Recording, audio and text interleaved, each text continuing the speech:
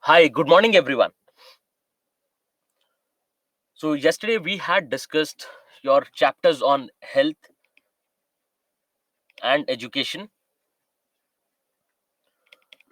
Now we'll move towards your civil society. So, if you remember, whenever we were talking about empowerment, whenever we talk about governance, we talk about the role of civil society.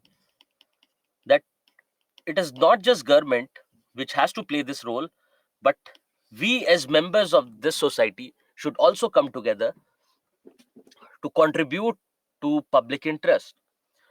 So this chapter is going to be based on this idea. So you have to remember the basic framework. Wherever the types of civil societies that we are going to take up, we have to see how they impact governance, how they impact various sections of the society, how they can help government with various schemes, programs, and initiatives. So this is what the idea is going to be. And then we also have to see what can be the challenges, because wherever this civil society and the government interact, problems can arise, and we'll come to what is civil society, etc. But before that, let's just briefly go through the idea of empowerment. So when we were talking about women, we were talking about women empowerment, and we were looking at various components of empowerment for that matter. So let's try to understand what is this empowerment. But before that, a brief background of Indian society. Now we say that Indian society is very diverse in terms of socio-economic standards of the people, diverse in terms of various other disparities. Also, it is not just diverse but unequal as well. There is widespread inequality in Indian society. So you have rich people, you have poor people, you have people coming from the so-called upper caste, then you have people coming from the so-called low caste, etc. So not just diversity, but we have inequality as well. And now, if we say that we have inequality, what about the ones, say these are the ones who are well to do? Then these are the ones which find problem when it comes to their day to day life. For instance, they have a problem of poverty, they have a problem of malnutrition and starvation. But how do we go about that? Which are all the areas that we need to address so that we can bring this group of people at par with the other group, so that everyone has an equal starting point? And also, whenever we try to make any kind of changes in the existing order, there is always going to be reaction. Now think about this. We have various forms of positive discrimination that is being told by our constitution. Now when it comes to positive discrimination of reservation, you see that there are a lot of protests. Now that this positive discrimination is continuing for years, if any government wants to go ahead and remove that thing for any reason, for that matter, there is again going to be conflict in society. Why? Because people believe in letting the existing order continue. So whenever there is a social change, and you remember we were saying that whenever there is a drastic social change, a lot of conflict happens in the society. So what we have to do is, if we want to empower this group of people, because they are socio-economically backward, if we want to empower this group of people, we have to remember that we should not upset the balance of the society. We should not antagonize other set of people. So it has to be very careful. Be it government, be it civil society, they have to tread very carefully so that the other group doesn't feel that we are being discriminated against. So what we have to do is, we have to remove this inequality from the society, and we have to do it in a manner so that the balance of the society does not go haywire. Balance of the society is maintained. And also, we have to figure out which are all the areas which should be addressed. So for instance, in our discussion on poverty, we were talking about the capability approach of Professor Amartya Sen. So he said, and he had given this example that I told you about, a bicycle being given to a person A and a person B. Now person B has any form of disability, say they have dysfunctional legs. So are they going to be able to use that bicycle to the same extent as person A? And your answer was no. That means simply giving people with resources is not going to help them succeed in life. So you have to use the same capability approach logic here as well. So when it comes to empowerment, the first thing is that the group of people that you want to be empowered should know that they are at a disadvantage compared to other people. Because what happens is, generally, uh, whatever type of family you are born in, or whatever circumstances you are born in, you accept those circumstances because you do not have any other option. So over a period of time, you get comfortable with the same circumstances. So the first thing starts by informing the people, or by making the people understand their problems. And once they understand their problems, then you have to start with the next step. Take another example. Take example of a lady living in rural areas, living in the same joint traditional family setup. Do you think they are able to understand, they are able to realize that they are being discriminated against in each and every aspect of life? Do you think they'll be able to make a change for the coming generations? And the answer is no. Why? Because they themselves have to first realize that we are at a disadvantage.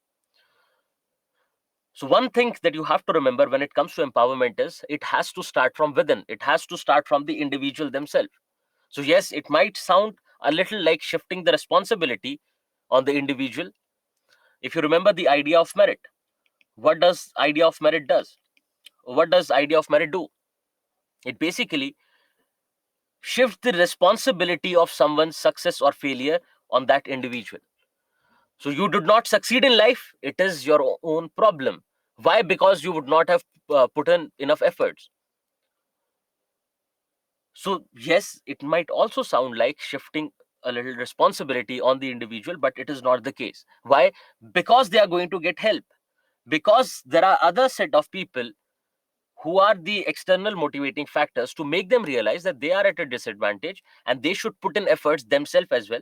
Yes, they will get support from the civil society, they will get support from the government, but they themselves have to put in efforts to make things better.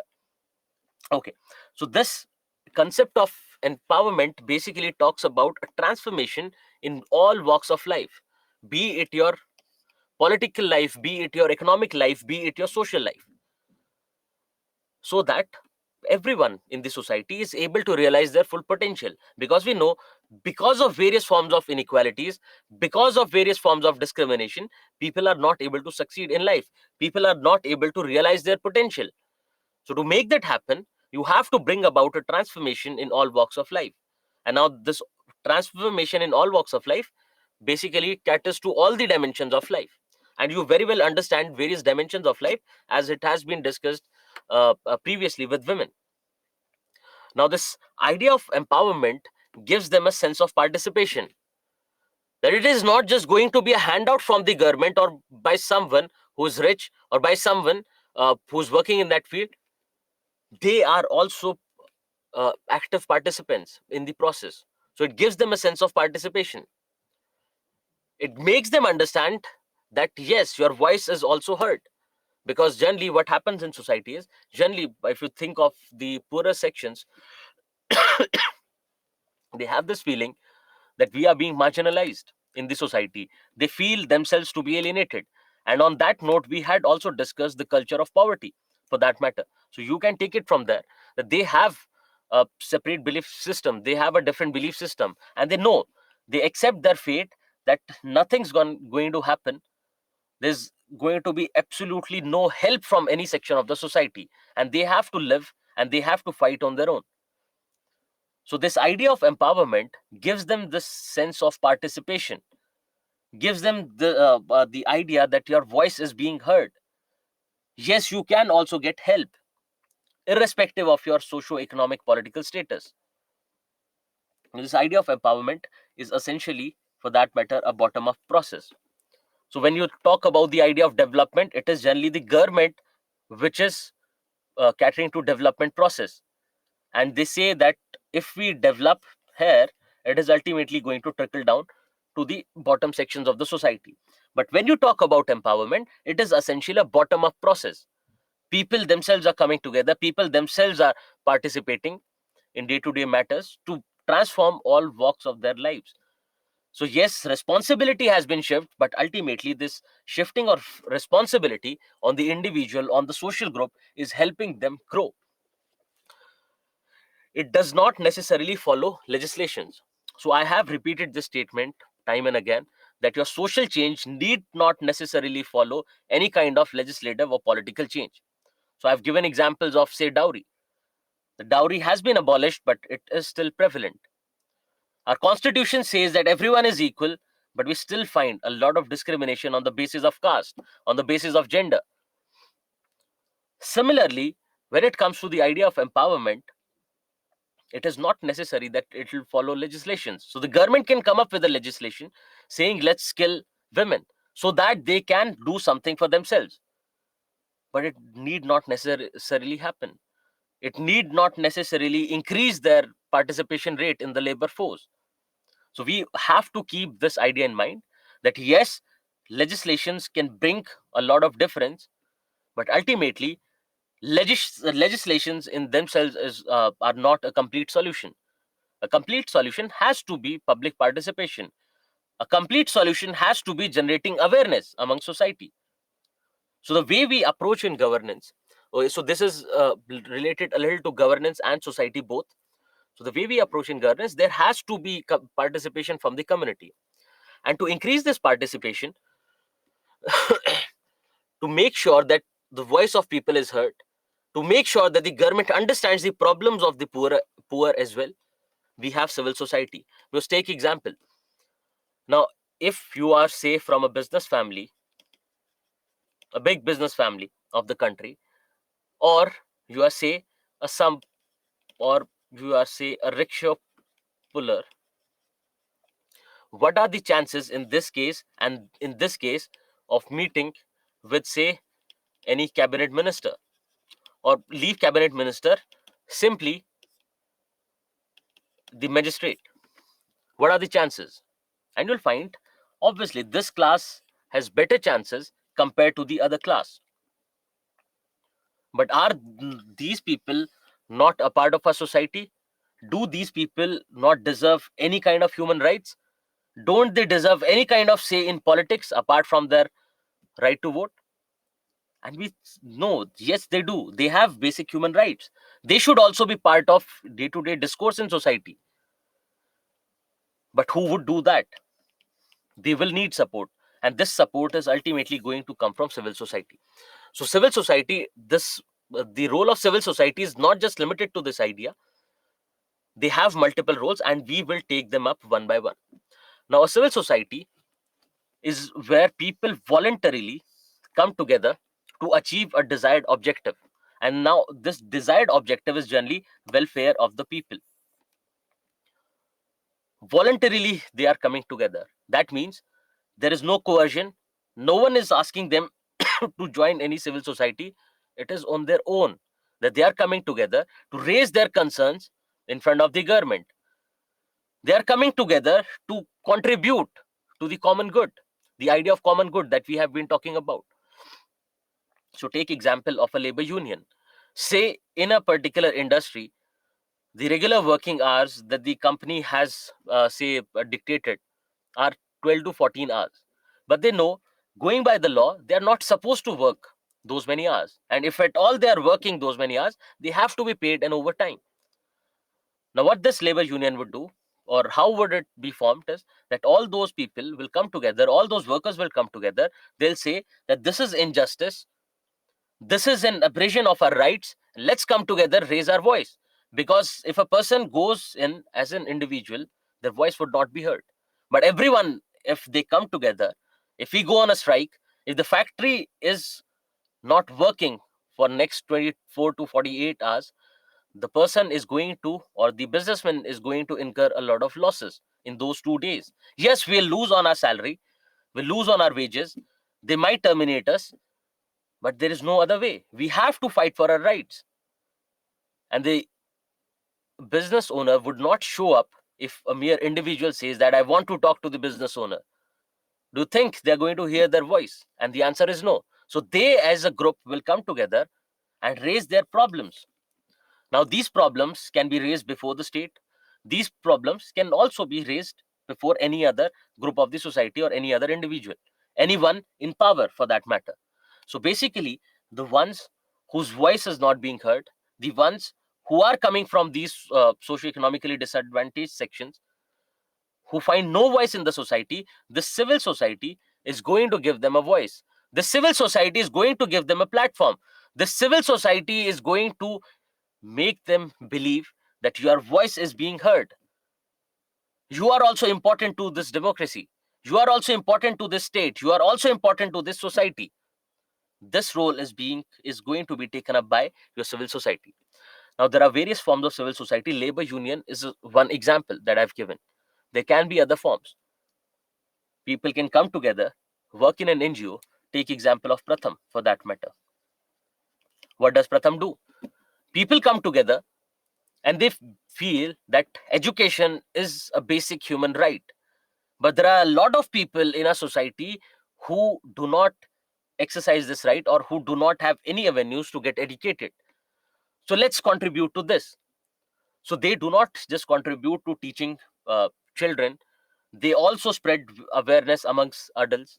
They also vouch for rights of right to education for children. They also come up with this ASA report so that the government has a starting point, so that the government gets to know that this is the problem, that your learning outcomes are taking a fall. Your learning outcomes are becoming a problem, that your schools do not have basic infrastructure like toilets. Yes, you can very well say that the government is also capable of doing this. The government has the administrative machinery, the government has a lot of civil servants, they can also take this up. But practically, it doesn't work that way. Practically, the ones sitting in power, they need people to stay in power. And who's going to help them? Yes, they'll be helped with by, say, the common masses, by giving votes. But it is easier to deceive common people, getting them, say, entwined in various other say problems, issues like communal issues, regional issues, etc. It is easier to deceive them. So that's why they generally focus all their attention on big corporates, because these corporates are going to help them with their political funding. These corporates are going to help them with personal profits. Now, I'm not putting up allegations against any government, but if you look at the system, the way it has been working for years, you find that there is this group of people at the bottom of the hierarchy in society, be it your social standards, be it your economic indicators, in every aspect of life, they are at this rock bottom. And they are at this rock bottom for years altogether, for generations altogether. They have not been able to come out of this vicious cycle of poverty. What does that mean? That means the idea of development trickling down to the bottom has not lived up to its expectation. They have still not become they have still not become a part of the mainstream development process. So someone needs to cater to this section. Now, on their own, they do not have the levels of awareness. On their own, they do not know how to approach the government. On their own, they do not know any solutions. So people from some other section of the society, they have to take this initiative of generating awareness amongst these people, of making these people come together and help not just themselves, but other members of the society as well. Now, this is the basic idea behind civil society. Now, you would ask that whether media is civil society. Yes, to a great extent, you can say it is it is part of the civil society, because they are raising concerns of the public, they are raising concerns of the masses. But also, you'll find, if we strictly go by the definition of a civil society, they would not fall in that bracket. How?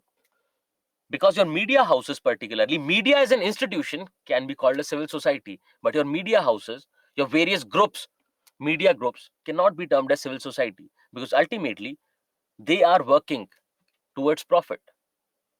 They are working to make more and more money for the business owners. So their idea is not just to uplift people, their idea is to generate profit.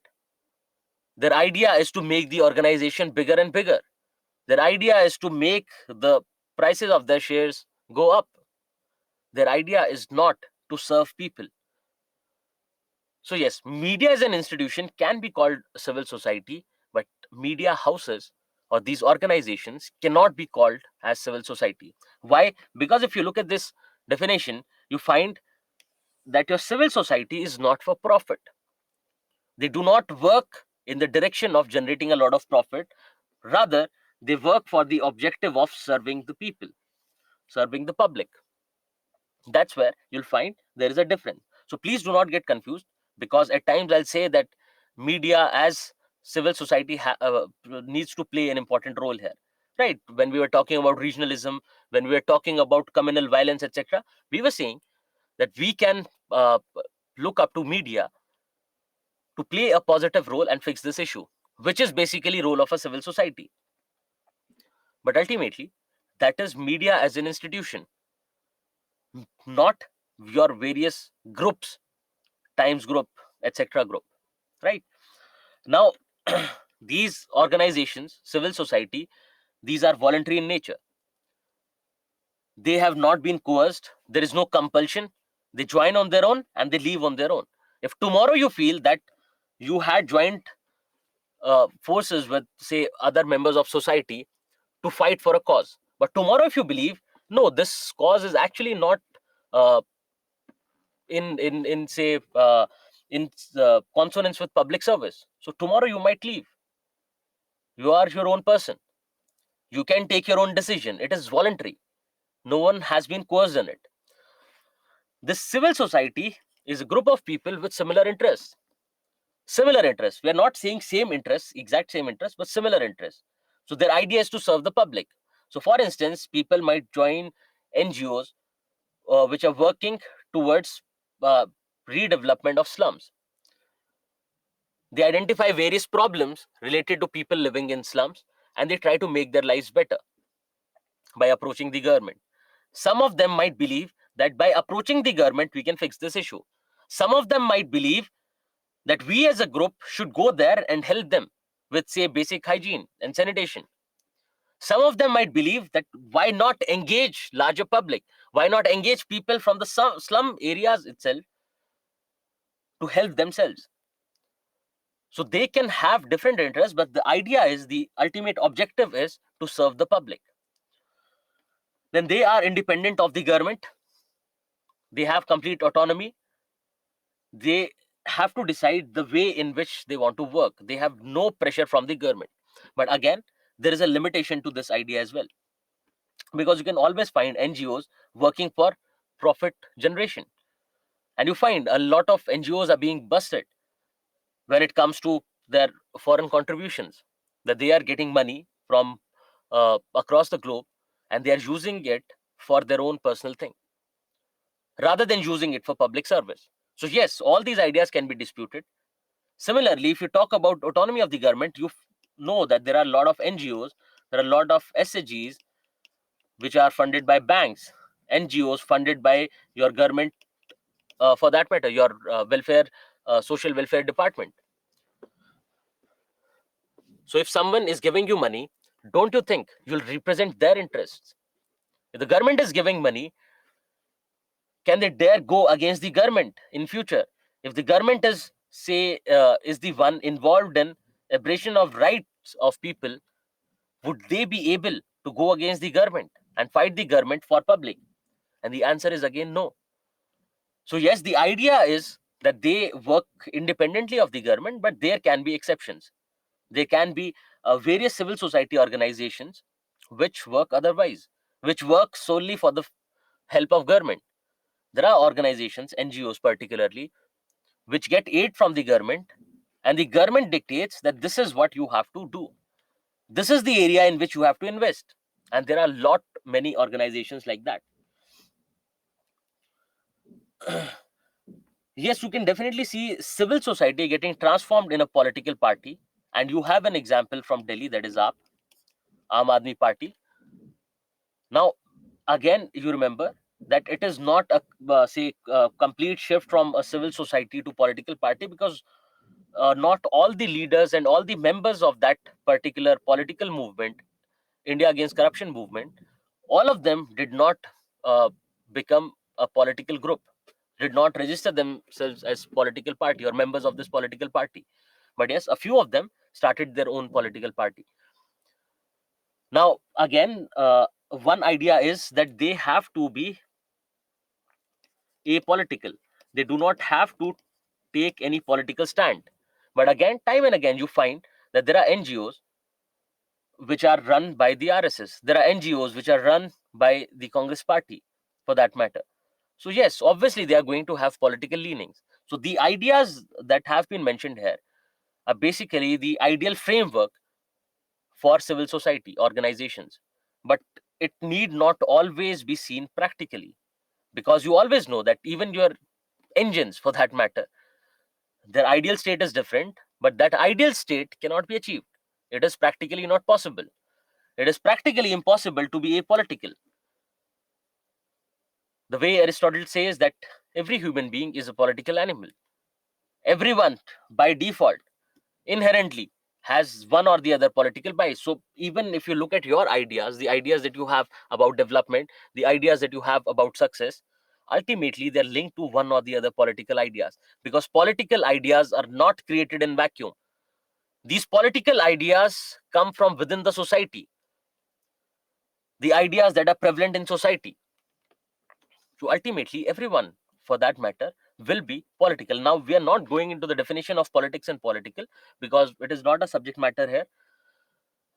But ultimately, you understand that yes, they are supposed to be. Ideally, they should be political. They should not have any political leanings, but ultimately, they'll have. It depends on where they are getting their fundings from.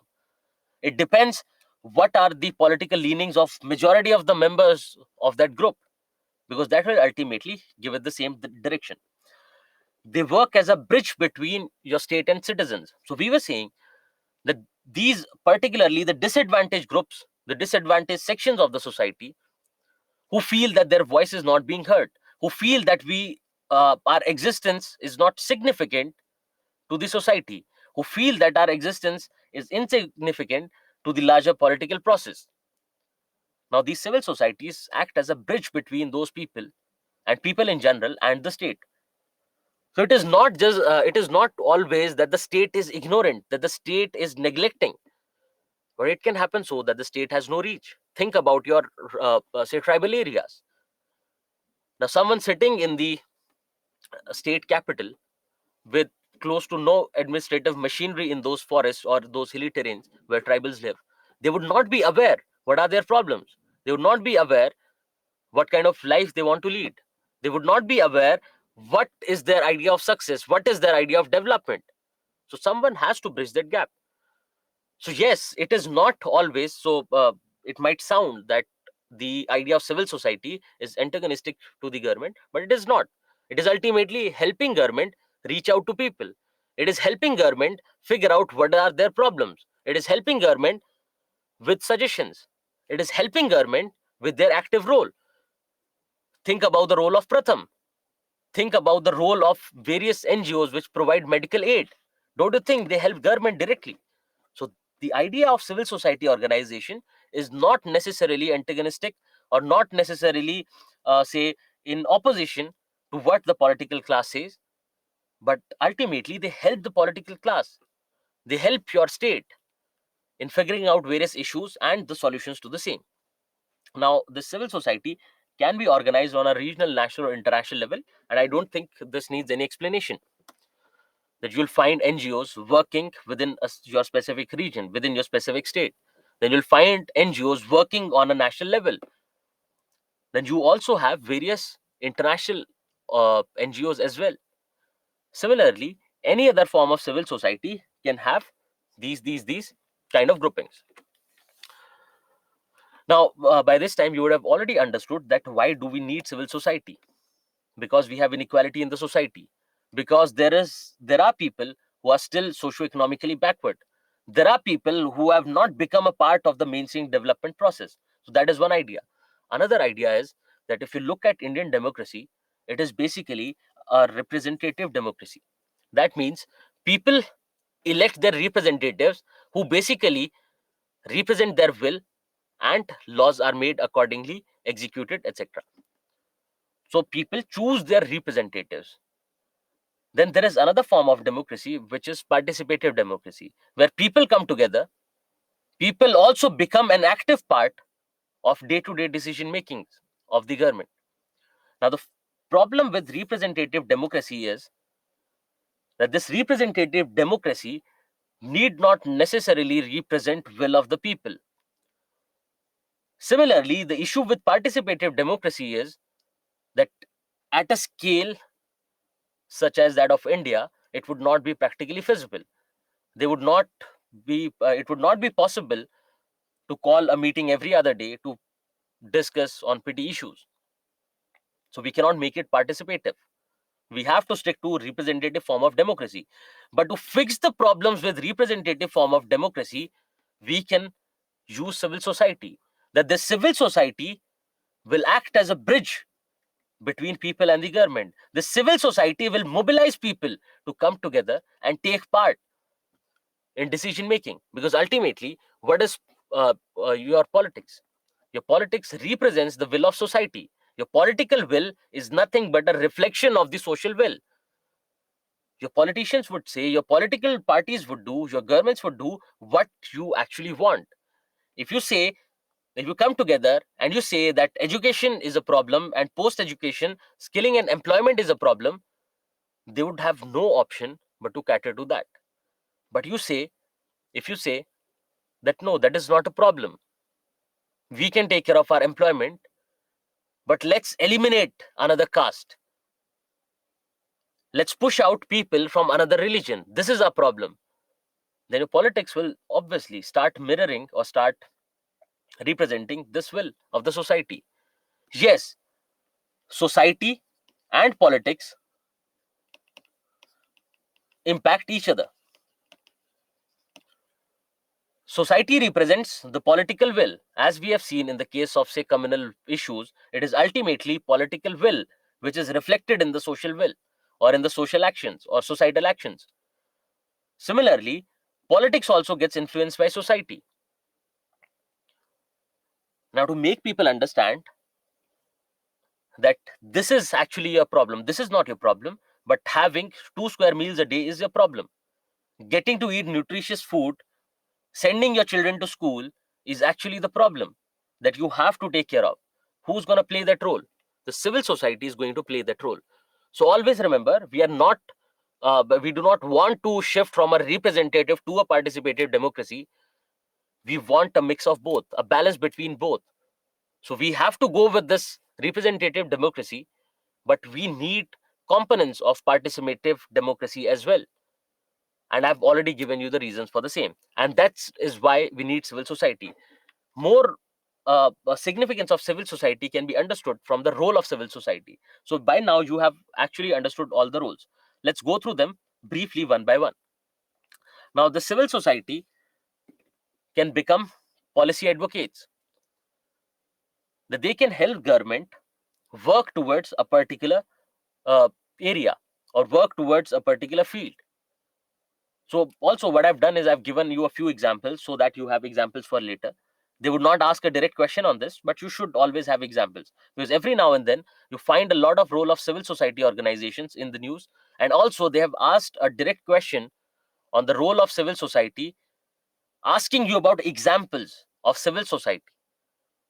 So if you look at these examples, this will obviously give you a direction as to what kind of other say examples should we take a note from the current affairs. So if there is a civil society, if there is an NGO or a self-help group which is faring well, just take down brief notes, keep it as a case study with your notes, because previously they did not ask a lot of questions where you had to write examples, but now increasingly they are asking a lot of application based questions. They are asking a lot of questions where you have to be very observant. And ultimately, if you just go through it, yes, you'll be able to understand that, see how the self-help group has led to the betterment of women of this particular region. That you'll understand, but you would not remember it during the examination. So it is better, wherever you find a good example of any kind of civil society or any kind of social movement, you just mention it separately and put those notes along with your mains paper 2 and paper 1 notes. Then it can also play a protection role wherein they can go ahead with protecting rights of people. There are say NGOs like Association for Protection of Democratic Rights, which helps people making the courts of law accessible, because ultimately everything has a cost attached to it. So if people are not able to bear that cost, should they be denied any kind of legal aid? The answer is no. So then there is this civil society which helps people guarantee, or which guarantees people their legal right. Then it can also play a role of mobilization of citizen and resources. So they can mobilize citizens. One of the brilliant examples is your Swachhata Abhiyan, a very recent example for social mobilization, that they spread awareness amongst people, because it would not have been successful without community participation. Please note that it is not that the government has done a lot. Yes, the government was the one who initiated. It was a brilliant step, but ultimately, without community participation, without public participation, it would have been a failure. Now, when the government approached people directly, uh, they approached civil society organizations to approach people. They were the ones who generated awareness about cleanliness, who generated awareness about the significance of keeping yourself and your surroundings clean. It was because of those efforts of your government and your civil society that this movement became a huge success. Then they can become active parts in development. So I've already given you example of Pratham. So they directly provide education to children, particularly in rural areas. They provide education to children living in slums. So there are they have basically various centers, study centers across the country, generally in rural areas and in slum areas in the cities, wherein they help children with their studies. So there'll be volunteers who'll go down at a specific time and they'll help all the children. It is not like a classroom, it is more of a study center, because you have children coming from various age groups. So if you have say substantial number of children, they can make separate classes, but generally it is that all the students who come there, they'll be say from third standard, fifth standard, 12th standard, and then there can be adults as well who want to learn new things. So they'll all sit together and they will help them with whatever they are trying to learn. Then promotion of transparency and accountability. So there are NGOs which work in this direction. They hold the government accountable for the sake of people. They are the ones who fight for transparency. So you look at your RTI, how was it passed? It was because of the role that civil society organizations played that this RTI Act was passed. Similarly, look at your Lokpal and Lokayukta Act, role of civil society organization. They can also become service providers, because uh, particularly in remote areas, particularly in remote areas, in inaccessible areas, you do not have any administrative government machinery. So these are the people, or these are the organizations which provide any kind of aid, any kind of support to people. They are the ones who provide various services to people. So they also act as service providers. Then they are obviously educator of citizens. They tell them, they make them aware about their rights, etc. So the last point here is mobilization of citizen and resources. Mobilizing citizens to do something, making people come together through their awareness programs, etc., to take up a particular task. Whereas when you say they are active parts in development, they themselves become the service providers. Again, you'll find a lot of overlap in these roles, but ultimately it is better to have multiple points, because then there are specific civil society organizations working in less than two or only one direction, right? So you'll have examples of both. For example, if you talk about Pratham, they advocate for the right to education. They provide services in rural and slum areas. They educate children and masses. So they play multiple roles for that matter. All I've done is I've just separated all the roles so that you have more points to be used, which can be used in the examination. Now, there are a few challenges which these civil society organizations face. Now, also, when we are talking about these civil society organizations, we have generalized the entire idea of civil society organizations. Post this, we are going to take up specific forms of civil society organizations like NGOs, self help groups, and your cooperative societies. These are the three important forms of civil society organizations that we are going to take up. But let's look at the challenges faced by civil society in general. So, one thing is, we are saying that they are mobilizing people, they are making people come together, or they are a group of people who are coming together. Now, these people who are forming a group to become, say, policy advocates, they might not have the required skills.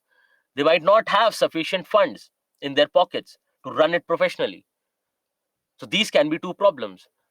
Then, this group of people can be a group of crooked people who do not want to help people, but they just want to earn money in the name of people.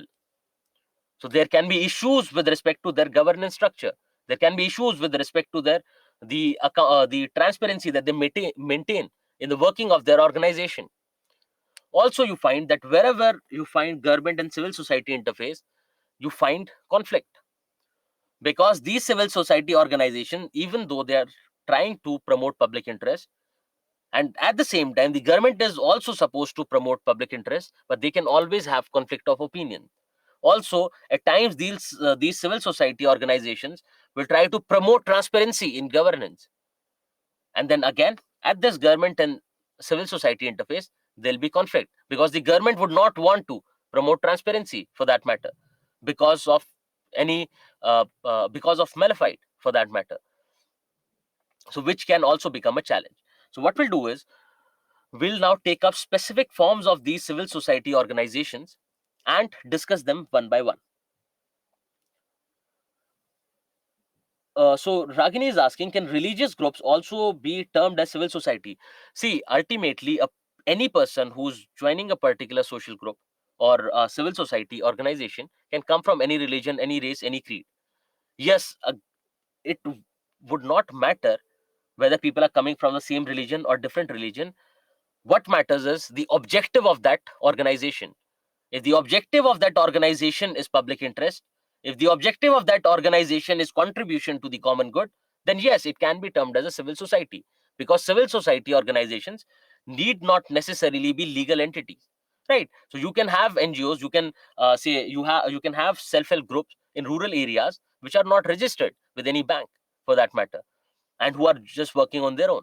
Similarly, you as a group of people can come together. Maybe all your classmates come back after their graduation, maybe for a vacation, and you feel that uh, there is some issue with respect to sewage system or drainage system of the city, and the government machinery is not working for it.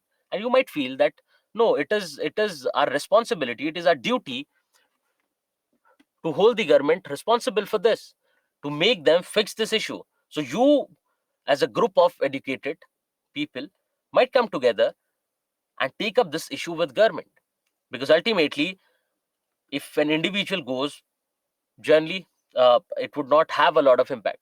If the individual is not coming from a, say, very prominent family, or is say politically well connected, but if there is a group of people, then they do not have any option but to take up that issue, right? So that can also be a form of civil society. So some industries used to dump waste in some areas like slums. If NGOs and other work on those slums, then it can create complications in that sense. Yes, that can also be there, because uh, these civil society organizations, or say a group of people from those slums, comes together and they say, let's approach the government and complain against the industry. So that can also become a problem, because that industry is generating a lot of revenue. That industrialist might be very well connected with your top officials in the government, which can again become a matter of conflict. So there can be various practical considerations with respect to government civil society interface.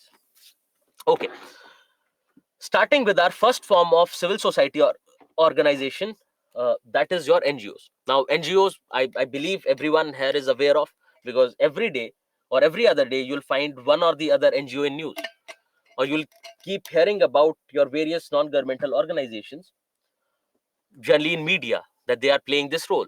In a disaster prone zone, they are playing role in providing aid to people.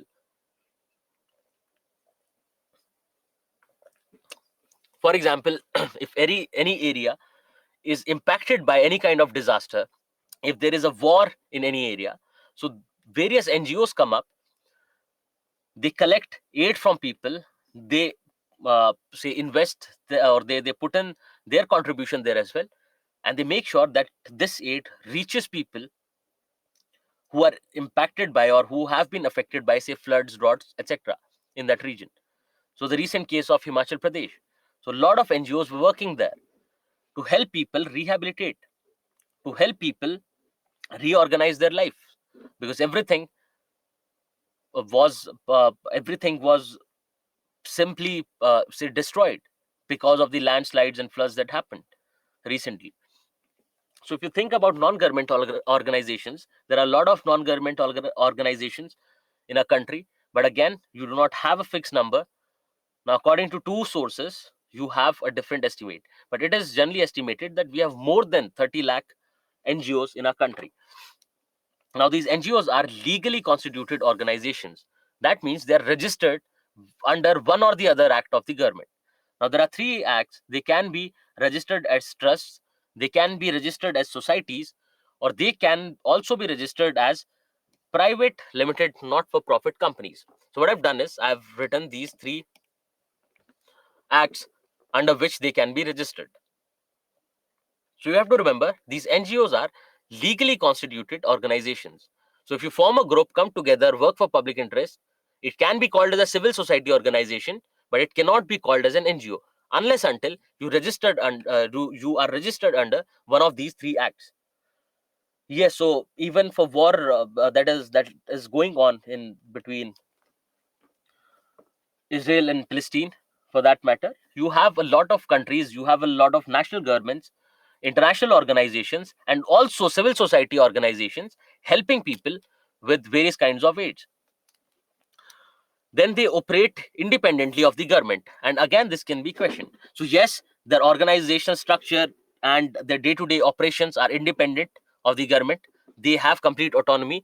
But if you look at the NGOs in India, if you look at most of the NGOs, they get funding from the government as well. And also, always remember that when the government or any other institution has invested in other organization or any other kind of movement, they have their vested interest there. So the organization cannot say come at loggerheads with that particular institution which has provided it money. So if the government is providing them money, so in a subtle way, you can think that they have already bowed down to the government. They would not dare to go against the will of the government. Why? Because they can stop their funding, and that organization can become dysfunctional.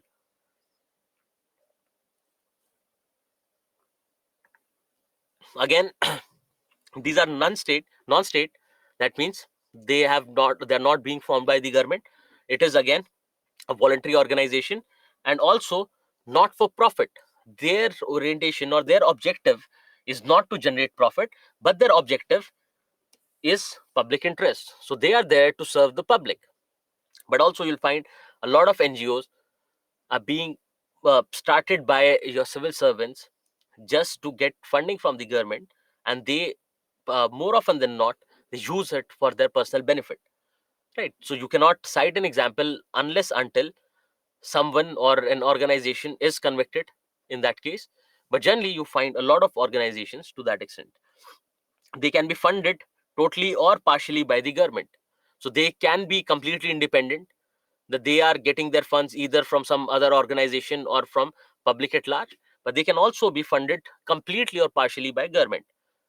And you see that these 2 points sound conflicting now, because the government is funding these organizations, then they lose their autonomy.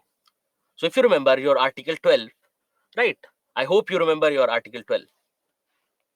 You find that it talks about the definition of state, and it talk about various institutions which are completely or partially funded by the government. They can also be termed as state, right? Definition of state. So you have the case, they have four uh, ways, or you have four types of organizations which can be termed as state, in which in that you have one component which says that they might be funded totally or partially by the government, because ultimately they are working according to the will of the government. Now they have grassroots level operations. Now you see that we were saying that particularly in your remote areas, in your rural areas, you have close to no administrative machinery, and even if it is there, it is not adequate to take care of all the issues related to people.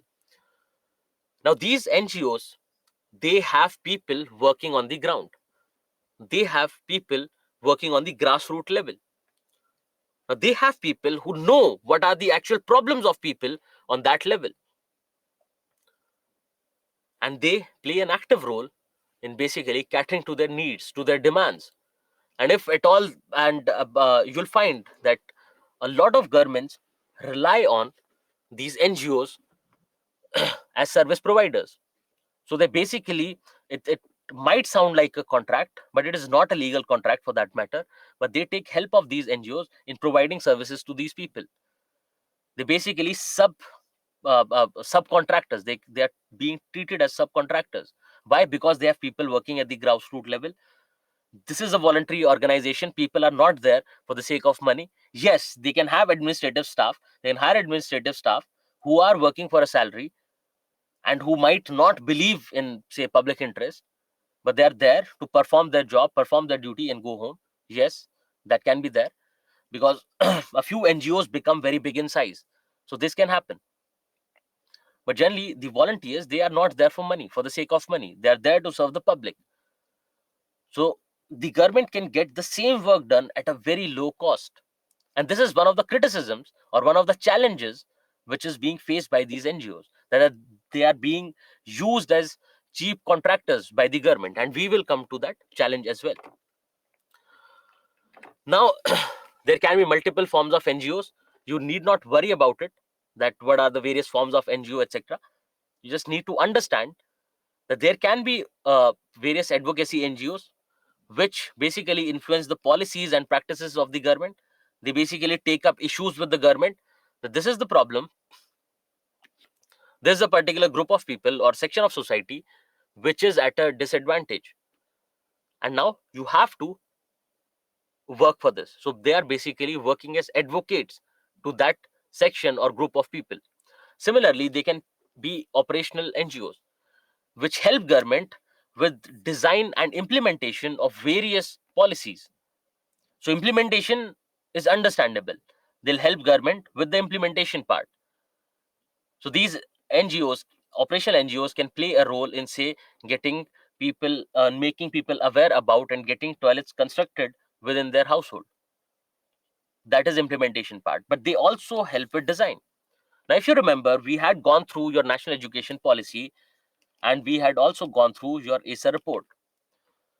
So now various things, various aspects in your national education policy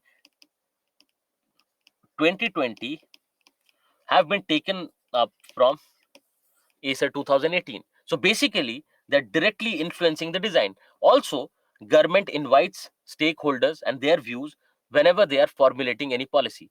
So they have a lot to contribute when it comes to policy making, when it comes to design of the policy. Implementation is easily understandable.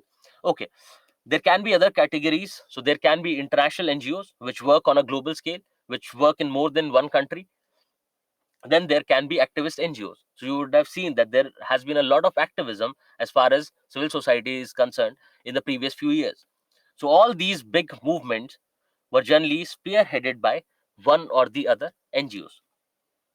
So they also have a role of activists. Now let's look at the significance of NGOs. The way we had looked at the significance of civil society organization, you'll find a similar thing. But what I've done is I've segregated it for government and for people, so that you are careful, because they can ask a question that what is the significance of NGOs for the government. And if you do not read carefully, you will end up writing points for people as well, that they basically act as service providers to people. They help with accountability and transparency, but that is right opposite to the say demands or the desires of the government. So we have to see how are they significant for government first. So they broaden the scope of development. That means the sections which have been marginalized, these NGOs will bring them in the mainstream, hence broadening the development, the scope of development. Similarly, they will reach out to the people living in remote areas where the government machinery is not able to work, thereby broadening the scope of development. They help government in policy formulation. I have already given you an example. Now, because of their tremendous reach, government can rely on them for various kind of services. Now, they have people working on the grassroots level, and that's what a government needs. If they want to implementation a policy or a program properly, they need people working on grassroots level. And you see that our administrative machinery is not adequate. We do not have sufficient number of people working in these areas. Then they provide government with flexibility in terms of how the government wants to use its funds. The government might feel that health is something that they want to invest in right now. But what happens to education? They can rely on one or the other civil society organization, or particularly NGO in this case, to take care of a few aspects of education. Yes, they might not have money to invest in infrastructure, but they can carry out surveys. They can train their teachers. They can help in improving the learning outcomes. And the government will have more flexibility to spend the same sum in other area. Similarly, this flexibility is not just limited to funding. This flexibility can be about the implementation part as well. That it gives, because now these people can be considered as a part of government machinery, even though they are not on government payroll, even though they do not have any rights or responsibilities the way the government officials have. But ultimately, they're providing the government with a larger workforce, so the government will have more flexibility. Now, these people who are working in the same field, so for example, an NGO working in the field of environment, in curbing pollution, they have certain expertise in that area, because they'll have a lot of experts in that NGO within that organization who have been working on the same area for past many years. So government also get committed expertise from these people. They understand the local opportunities and constraints better.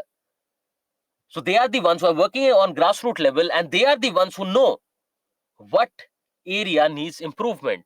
They are the ones who know that now a lot of people from this particular remote village are traveling all the way to the city for education. So they would know that they need public transport system here, that the government itself would not be able to. They have a capacity to conduct a meaningful dialogue. Now, what does this mean? This is government. These are your administrators, or this is the government, and this is common people, the masses. Now, there is a lot of gap when it comes to their interpersonal skills.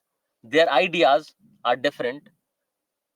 Their ideas are also different. Now, the government machinery, is very complex. And if they use this complexity with these simple people, neither the simple people are going to understand. That the government might say that let's, for your socio-economic development, let's have railways here, so that tomorrow in the future you can travel to the cities, you'll have better economic opportunities, you can take advantage of better healthcare services of the say cities, etc. But these people would say that ultimately you're going to take our land. Where are we going to conduct agriculture? You're going to take our land, you're going to displace us, which becomes a problem. Even though the intention of the government is right, they want to develop the people of that area, they want to develop that region, but people might not be able to understand. People might not have that kind of foresight. Then how would a meaningful dialogue take place, you'll need a civil society in between, which understands both complexity and simplicity to make these people understand the complex ideas of the government and to structure the simpler ideas of people and convey it to the government. So they are the ones which can help them in conducting a meaningful dialogue. So please tell me if this idea is clear of conducting a meaningful dialogue. Okay, perfect. Now this is the significance of NGO for government. Similarly, for people, by increasing the accountability and transparency in governance, they lead to good governance. They mobilize people for constructive community work. And we were seeing that in India, we have a lack of social accountability. So people in general do not have this idea of contributing to their own society. So they can help with that. They can mobilize people. They can tell people that, see, in your region, a lot of weaving work happens around, or say you have a lot of raw material for constructing or for manufacturing this particular product, for which you would not need any complex machinery. So why not we skill you in this particular skill? If you impart this particular skill in you, you can create your product which has a lot of demand in the market. So ultimately they are mobilizing people, getting them skilled, getting them educated, which is working for betterment of those people, working for betterment of that entire region. They also lead to capacity building of people by educating them, by providing them with various infrastructure, etc. They facilitate service delivery, already discussed.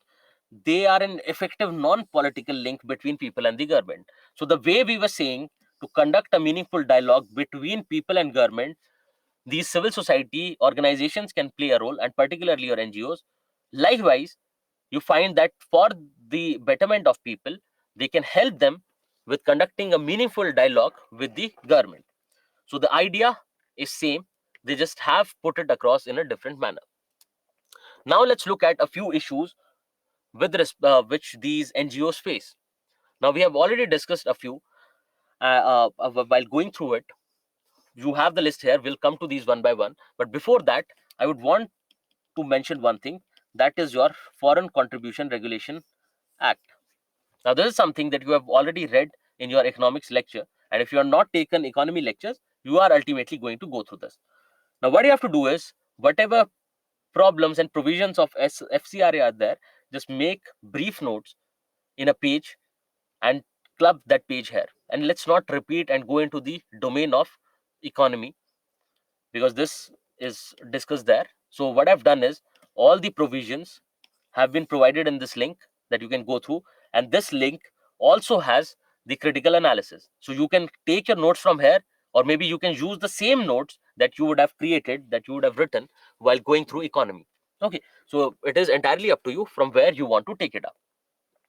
Now we are saying that it is generally a group of people who come together and start working, they get registered, etc.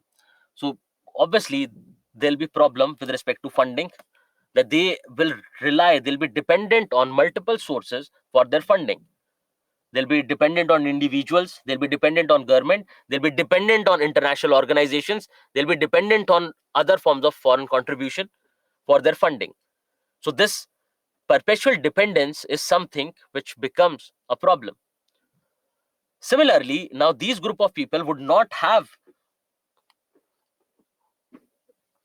say sufficient manpower to say take up the task that they want to. They might not have sufficient funding, they might not have sufficient or required expertise as well. So when you say they do not have say adequate resources, you can think of these resources as monetary resources. They can think of this in terms of the required skill set. You can also think in terms of your human resources, right? So they might not have sufficient number of people to carry out the particular task. Then there can be a problem related to their accountability and transparency. So we have seen that there can be various NGOs which are not good, which are working for an ulterior motive. There can be NGOs who are taking money from foreign contributors and ultimately using it against the country, using it to spread terrorism in the country. So there can be various type of NGOs. Also, there can be NGOs who are taking their funding from the government, but rather than using it for public work, rather than using it for NGO, they might be using it for their own benefit. They might buy an expensive car with that money, which was given by the government or by any other foreign contributor, showing it in the books of the NGO that we need this for transportation. And this was a case. This was a case that I read in the newspaper long ago. So they bought a fancy apartment, they got a nice car in the name of the NGO, that this is something we need, and using it for their personal benefit. Now, you'll find, yes, we'll come to that point, Aditya. So Aditya is talking about, okay, let's take that up first. So there can be NGOs which are political in nature, which have a particular political leaning. So yes, they can definitely work in the favor of government, because they obviously, we just have gone through the significance of NGOs for government. We have just gone through it. So yes, they can act as as positive agents of change, as say additional workforce for the government. That is not a problem, but they can have a definite political leaning, and they might be working as a political organization for that matter, which can become problematic. Why? Because it is not in public interest. It is in interest of that particular political party or that particular political or religious group. The issue with this is the challenge that NGOs faces, that the government uses these NGOs as contractors to reduce their cost of various services, as I've already given an example, because they already have volunteers working in the same field, and the government might shift the responsibility completely on them. They might fund the NGO and would say that you are supposed to now take care of the entire region of this particular problem for this much money. So basically using them as cheap contractors. Then similarly, government has a big brother attitude. Why? Because they are dependent on the government for their funding. They are dependent on the government for maintaining their legal status, because there are a lot of regulations. And you would have seen that in the past few years, under this Foreign Contribution Regulation Act, they have shut down a lot of NGOs. And one of the criticism was, so this FCRA has various provisions, like so and so percentage of the money cannot be used, beyond this percentage of money you cannot use it for administrative purposes. But there can be NGOs who are solely working in that direction, because all the NGOs need not necessarily be into providing products. There can be NGOs who are providing services. In that case, their administrative cost is going to be very high. So this, which is a problem, and all those, all that analytical part is given in this bill. Yes, so the NGOs can face a problem wherein Ragni has highlighted this, that wherein they are also using any form of government data which is inadequate, which is misleading, and they also fall in the same bracket, that their efforts are not going in the right direction. This can be a problem. Then similarly, you'll find that there can be multiple NGOs working in the same field, working in the field of environment in the same region, and they do not have any contribution. It can happen that one of the NGO, went for a plantation drive and they have already covered it. Then the other NGO did the same. If they had coordination amongst themselves, the other NGO could have taken up some other activity, which would have been better. So there are multiple NGOs working in the same field, but they do not have any coordination. Also, there's no apex organization. That there has to be an umbrella organization under which, so in the field of education, these NGOs are working, because this apex organization can guide them, can help them. Because otherwise, if you think of NGOs coordinating on a local level, they would not have a uh, broader vision or broader idea of what is happening in that field. So if there is an apex organization, they can help them coordinate better. These NGOs can become a security threat, as I've already given an example, that they can get foreign contributions which can be used against the national interest of our country. Similarly, We have large number of NGOs but smaller in size. And also you have to remember that not all these challenges are necessarily negative. So the other, let's look at this idea which says that large number but small in size. So we have a lot of small NGOs working, but we do not have a lot of big sized NGOs. Now it has both advantages and disadvantages. These larger NGOs, these bigger NGOs, yes, they would have more resources, they'll be better structured, they'll be more professional, etc. But the advantage with smaller NGOs is that you can cover multiple regions, you can cover multiple sections of the society. So it has both pros and cons. Then another problem is xenophobia, that people, because of say the race or the uh, or the say part of the world people are coming from, on the basis of that, people might feel threatened. People might feel that people from other country, they want to invest here, invest in us to get their work done. Now this xenophobia can also impact foreign funding, that this antagonistic idea, or this idea of having opposite interests, as we have seen in the case of communalism, in the case of regionalism, this idea which is not always true. So this idea of having different interests, rather opposite interests, can become problematic as well. Is there any, Vishal has asked, is there any mechanism in place to audit the funds received by NGO? Yes, your FCRA does that for foreign contributions, for that matter. And also, time and again, they are being audited by the government itself. And they also have to come out with their annual report to maintain the transparency. Now, whatever problems we have seen, we have related suggestions.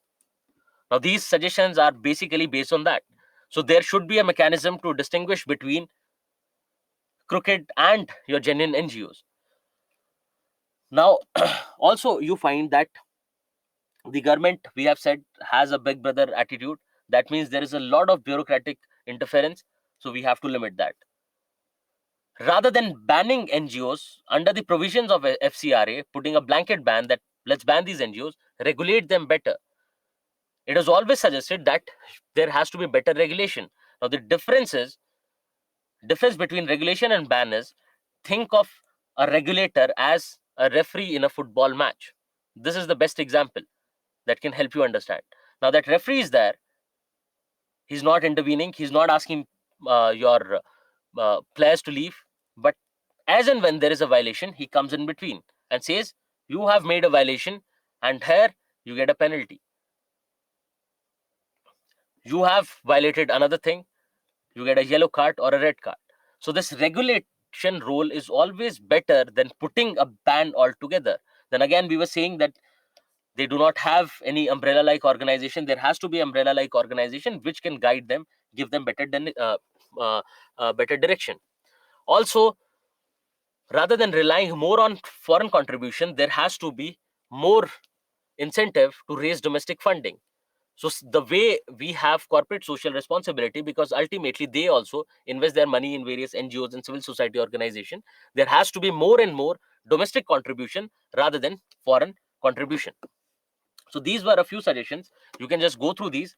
All these suggestions are coming directly from the challenges that are being faced by NGOs. Now your next civil society organization is self-help groups. Just look at this image. I've used this image so that you get the idea clear. Now here you have a lot of women sitting, 15 to 20 women sitting in this room, and they are conducting or having a sort of meeting. See, look at them. There is one lady who looks like a leader. She's the one who's conducting the meeting, and they are maintaining some basic records. Everyone is listening to her, etc. Now also, if you look at these women, all these women look like they are coming from a similar socio-economic background, right? Because by the way you wear your clothes, etc., you can always identify that. Now these self-help groups, as the idea itself says, that these groups are a group of people, again, who come together voluntarily. There is no compulsion whatsoever, who come together to help themselves, to help this group itself. Helping the group itself is the idea behind self-help groups. Now what is it? It can be a registered or unregistered group of micro entrepreneurs, not necessarily micro entrepreneurs, generally having homogeneous social and economic background, voluntarily coming together to save small amounts regularly, and they mutually agree to contribute to a common fund which can help them meet their any kind of emergency requirement or any kind of business investment. Let's go through this idea again. So this is a group of generally women, and again, when you talk about self-help groups, you always have to say it is mostly a group of women, because more than 90% of your self-help groups are generally groups of women. So you would have seen, particularly in urban areas, that a lot of homemakers, these women, they form a group, and what they do is they fix an amount which has to be contributed to a fund every month. Say 100 rupees. Out of their savings, they're putting in 100, 500 rupees every month to this fund. And now this fund will go on increasing in size. Right? Every month you are adding more money to it. And as and when there is a need, they provide this money either at very low interest rate, that is 1 to 2%, or at zero interest rate. So if, say, one of the group members, one of the women says that my daughter has to take admission in college next year, and I'll need 50,000 rupees. So this group, this pool of money, this fund will lend that 50,000 rupees to that woman to get her daughter admitted in a, or say enrolled in a college. So it need not necessarily be for any kind of entrepreneurial activity. It can merely act as a saving and emergency fund. So these women are contributing to this fund on a regular basis. They decide the amount, they decide the frequency, they contribute to this fund, which becomes larger. Now either they can lend money out of this fund, or they can keep this fund as a collateral in the bank so that they can take a bigger loan. That is what the idea behind self-help groups is. Now again, you have to remember that it need not necessarily be micro entrepreneurs, because there can be homemakers who are simply interested in saving some money and having a contingency fund from where they can borrow money. That's it. That can be their idea as well. But generally, you find that it is generally micro entrepreneurs who will come together, because if only one lady is there, or if only one individual is there, they'll have limited savings every month. But if, say, 15 women come together, they contribute 100 rupees every month. So by the end of the month, they'll have 1500 rupees. Now, yes, these 1500 rupees belong to the fund, but there'll be a few who might need 200 rupees. There'll be a few who might need 500 rupees who can use this fund. If they were alone, they would not have been able to manage this amount in a month. But now they can. Why? Because all of them have come together and everyone is contributing to this common fund to meet their any kind of need, or they can use it simply as a saving instrument as well. Also, they're coming from a similar homogeneous social and economic background, because it is understandable, because generally these women, these self-help groups are based in rural areas, and in rural areas you see that these society is homogeneous. Also, you'll find they'll be coming from same economic background, generally similar economic background, because if they are coming from there are, say, three rich ladies, and then there are two poor ladies, then the contribution to the fund is not going to be equal, because they'll have different expectations. So generally they form a homogeneous socio-economic group. So this is an idea behind these self-help groups. Also remember that these self-help groups can be opened up by NGOs. These self-help groups can be opened up by banks. These self-help groups can be opened up by your state governments as well.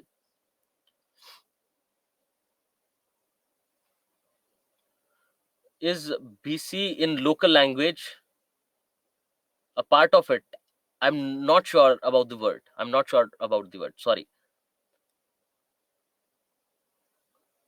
Or Mahila Bachat. Yes. So in urban areas, it is generally prevalent as a saving instrument, that wherein the ladies are putting in money, and they generally keep a little interest, because it is not just prevalent in your socio-economically weaker backgrounds, but also extends to middle class as well.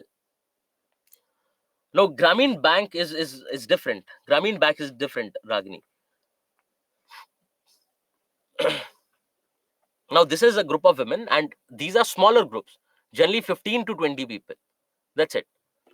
They do not act as a bank, right? Grameen Bank is a bank. They do not act as a bank. This is basically a saving kind of fund, wherein they can also, now the banks, when I say that they can be opened up by banks, because these self-help groups will have regular meetings, these self-help groups will have regular contributions. Now these banks will look into the record of all the meetings, and whether everyone has been making payments in time, etc. And basis that, they'll decide that they'll keep this fund as a collateral, and they'll lend them more money. So they also have priority lending, right? So this also comes under their priority lending of banks. Now also you'll find that these self-help groups, whenever they take money from the bank, whenever they borrow money from the bank, keeping this fund as collateral, you find that the NPAs are way lower compared to your regular NPAs. Your non-performing assets are way less compared to your regular assets. Generally, it is because of the idea that they're coming from the same social setup. So there is always this subtle peer pressure that you have to pay your installment in time, because there is always this fear that we might be socially boycotted. They might boycott our family, or or might ask us to leave the village, because in village it is generally community living, as you already know. So they have this fear, they always have this subtle pressure that you have to pay these installments in time. Now let's look at a few ideas related to SHGs. Now these SHGs have been considered to be a very important way to achieve empowerment: social empowerment, economic empowerment, political empowerment, particularly in the case of women. And we are going to discuss that question. They have already asked a question, that how these self-help groups can lead to women empowerment and what are the challenges that they face. So you always link your SHGs, any kind of civil society, to empowerment. And that's why what I've done is I've taken up empowerment with self-help groups, so that you understand the idea of empowerment, and you see that when it comes to empowerment, people also have to contribute themselves. Because in the say development agenda of the government, not everyone contributes, but when it comes to empowerment, people themselves have to contribute as well. And when it comes to civil society, public participation is a must. Here as well, you see that all these ladies are coming together. Yes, they might need an initial input. They might need a leader initially, who would initiate the process, who would say that, see, this is our problem. Everyone in this group, or everyone in the village, is facing this economic problem. They're not able to meet their day-to-day requirements. Let's start a business on our own. But where does the money come from? And there can be someone who's aware. They can be a retired teacher, they can be a school going student or a college going student, who would say, you can form the self-help group, get it registered, and whatever fund you create, if you maintain the log, if you follow all the instructions given by the bank, you can get a loan on it. And using that loan money, you can start your own small business. All of you can come together, and our village is anyways popular for pottery, so you can start your own company, or a little shop, where all of you contribute, all of you make profit, which ultimately leads to an economic benefit, right? So ultimately, in this case, they get empowerment. So yes, there was an initial push by someone coming from not coming from, say, socioeconomically disadvantaged section, or maybe someone coming from the same section but has better awareness levels, but ultimately leading to women empowerment, where they themselves are contributing. Now let's look at these features. We have already discussed these features, that they are coming from a economically homogeneous group. They are formed by a process of self-selection. It is voluntary, and ultimately this group of ladies, they are going to decide that who is going to be a member and who is not going to be a member. And they do not have a form of open membership. Not everyone can go and join the self-help group, and particularly when they are registered. This is based on the affinity of its members, because they are coming from a same socioeconomic group. they are coming from the same region, because one of the most important part is that they have to conduct regular meetings. So these self-help groups have bylaws which decide the objective of the group. They decide the interval of the meeting.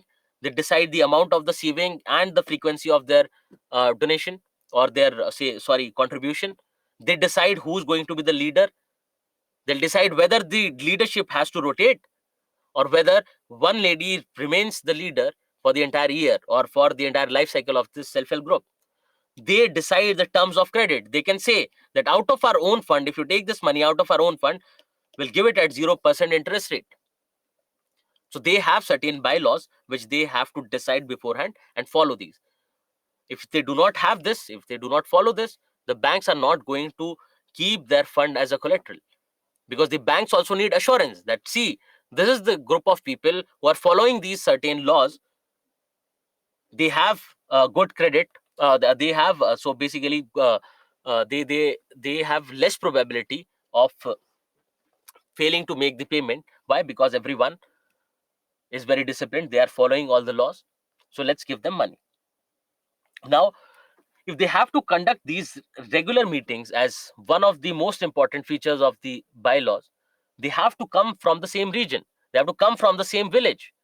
Because if there is a meeting in every 15 days or 20 days or a month, no one living in the city would be able to travel all the way to the villages, or no one from the village would be able to travel all the way to the city.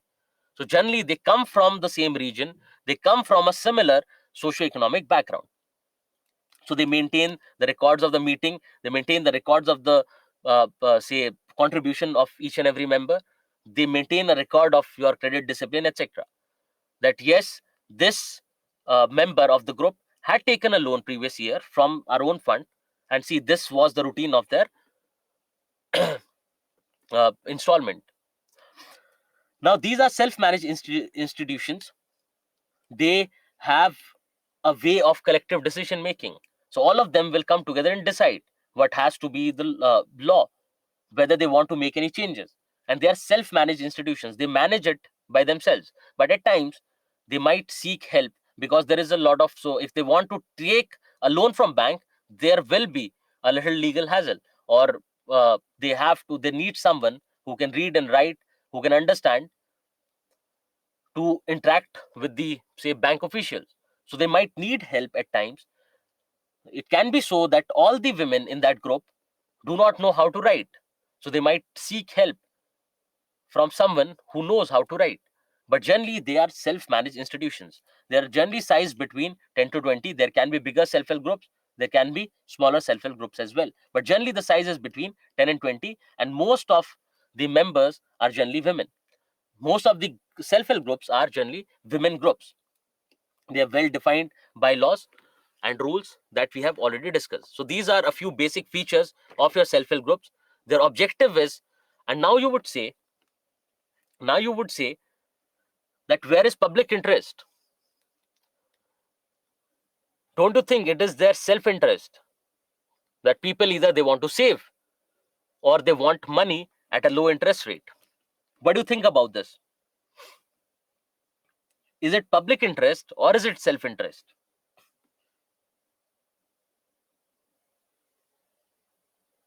Yes, so Sneha is saying there can be problems related to corruption and transparency.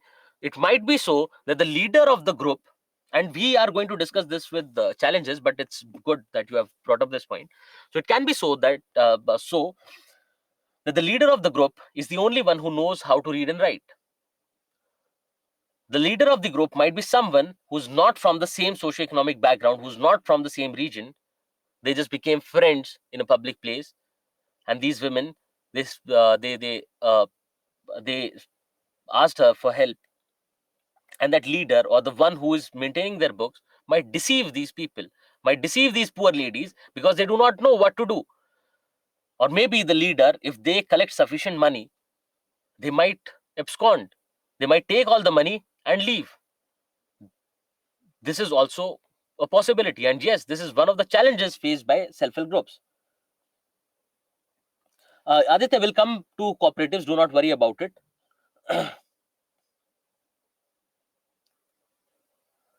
So Avni is saying that self-interest But ultimately, it is not just self-interest. The idea is the socio-economic advancement or socio-economic betterment of the entire group. That's how it can be said to be in public interest. Also, you find that these women are generally coming from a socio-economically disadvantaged section. So ultimately, they are coming together, doing it, and leading to empowerment of one of the disadvantaged sections, which is in public interest. Similarly, they are encouraging the habit of savings among the poor. They are also teaching them one or the other skill. It teaches them how to handle your money. It teaches them discipline. Then again, they can get collateral free loans with this money, with the uh, fund that they have created. Because otherwise, the bank would not lend to any individual because they do not have any collateral to keep in the bank. But with this fund, once they become part of this group, all of them get empowered. The entire group gets empowered. Collective security to all. They can also lead to generation of newer self-employment opportunities, can lead to upgradation of skills. There can be availability of credit at zero interest rate, etc. So these can be various objectives of these self-help groups. So yes, they are basically catering to the interest of that particular group. Yes, this ultimately this self-interest is also leading to public interest. Right, great. Because even if you talk about, say, someone working in their own region for cleanliness, you can say that it is self-interest. That it is self-interest. Why? Because they want to keep their surroundings clean. But ultimately, it is going to help the society as whole. So these self-help groups can have benefits in all the dimensions. We were saying that they can lead to social, economic, and political empowerment of that group of people. One. Similarly, when we talk about the challenges, they'll face all these kind of challenges as well. Now, before we come to challenges, before we look at challenges from our PPTs and we discuss those, you suggest what can be the possible challenges. So, what you have to do is think about various challenges that these self-help groups face in the economic and social dimension. There can be other dimensions that we'll take up. Let's discuss, let's suggest various economic and social challenges first. Yes, Sneha, after this, we'll take a break. Just give me 15 more minutes and then we'll take a break. So they might not have the required awareness levels. There can be an issue with patriarchy. Okay. What else?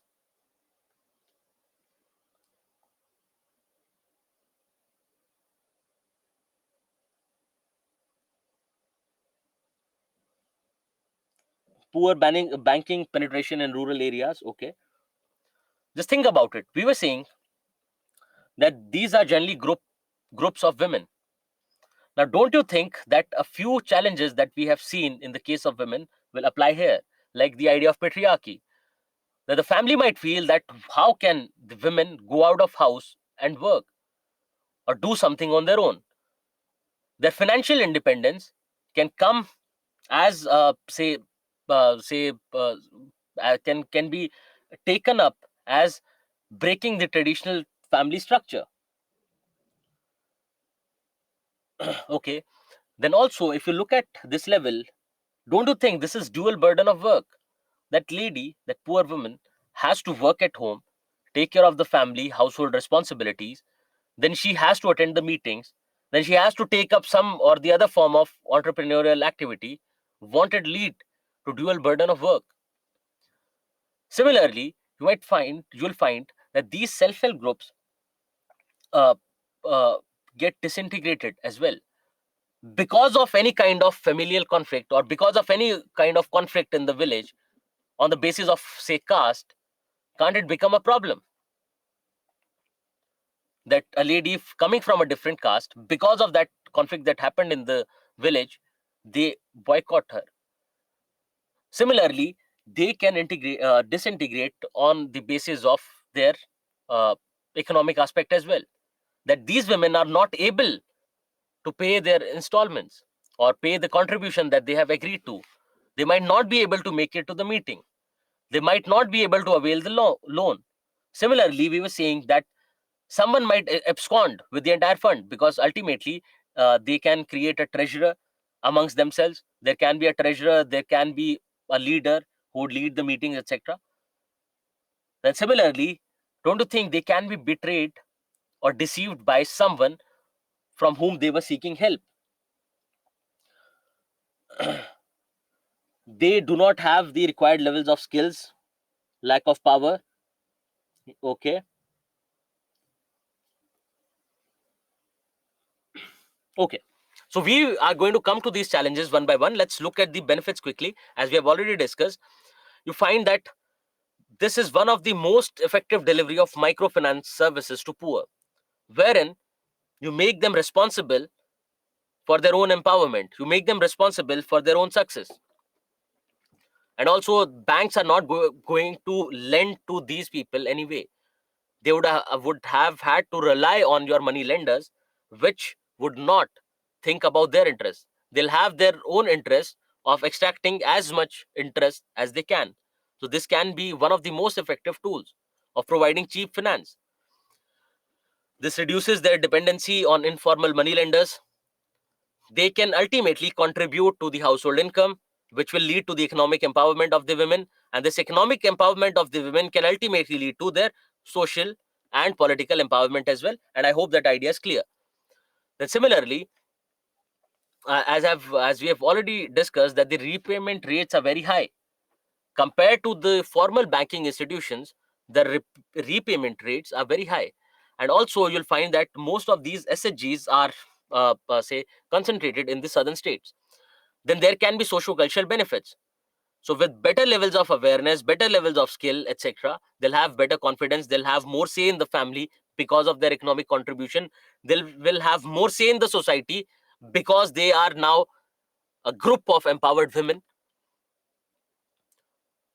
Similarly, it will improve their levels of nutrition, health, etc., because of the levels of awareness. They'll have more self-confidence, self-esteem, and self-respect. They'll be more assertive and vocal about their rights. Then they can cooperate in not just disaster management, but they can cooperate in uplifting the society as a whole. Because the region that they are coming from, other women and other group of people, maybe your poor peasants, might take you that see how well this self-help group has worked. That these women who were nothing individually came together and look at their empowerment. So they can become an example. They can set an example for everyone.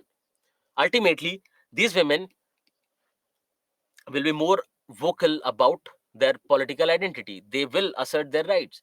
They might say take up elections. They might feel like representing the entire village, for that matter. They can negotiate with your political class better. Now these self-help groups can also act as pressure groups, because now this is a group of empowered women. They can very well fight for their rights, and not just their rights, they can also fight for rights of others as well. And also their participation in political process, particularly panchayati raj institution, will also increase, and it has been observed that it increases with their economic empowerment. Coming to the challenges, so one thing is, I have kept everything in one place. Do not worry about it, but what you have to do is just have to do this homework. When you take up the challenges, you take up your economic, socio-cultural, and political challenges, right? You segregate them in these headers. Why? I'll tell you when we look at the question. Yes, this money is interest free. Yes, this money is interest free, or they can decide. They can keep, say, the interest rates as low as 1% per annum. It is ultimately up to them how they want to decide the bylaws. These bylaws are created by these people, it's themselves. Now you'll find, apart from the various socio cultural and economic challenges that we have discussed, that you have highlighted, you have other challenges when it comes to the administrative setup. These are from the on the level of governance, right?